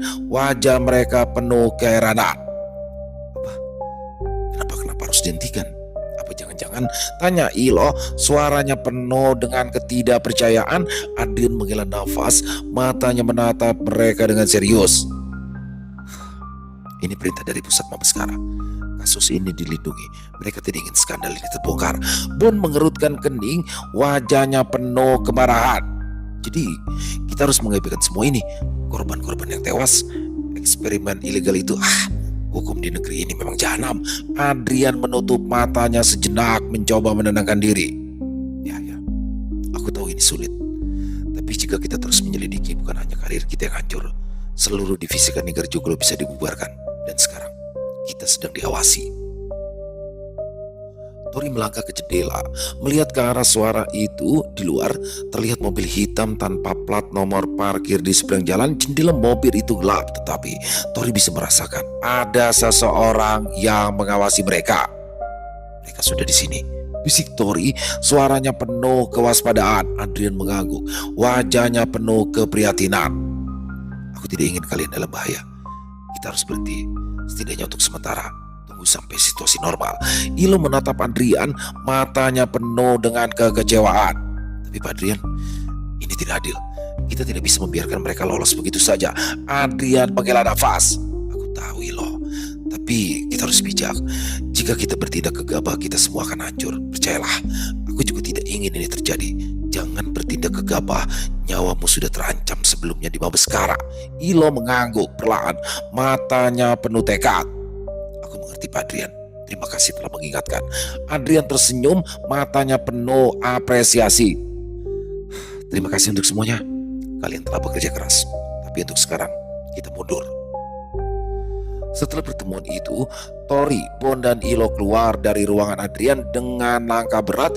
Suasana di antara mereka penuh dengan ketegangan dan kekecewaan. Mereka tahu kasus ini jauh lebih besar dari yang mereka bayangkan. Ada kekuatan lebih besar yang bermain di balik layar dan mereka harus berhati-hati. Di luar, mobil hitam itu masih parkir, seolah mengawasi setiap gerakan mereka. Tori menatap ke arah mobil itu, matanya penuh dengan tekad. Ini belum berakhir. Kita akan menemukan menemukan cara untuk membongkar semua ini. Bisik Tori, suaranya penuh dengan keyakinan, pun mengangguk, wajahnya serius. Tapi kita harus berhati-hati, para jahanam itu sedang mengawasi kita. Ilo menghela nafas, matanya menatap ke arah langit yang mendung.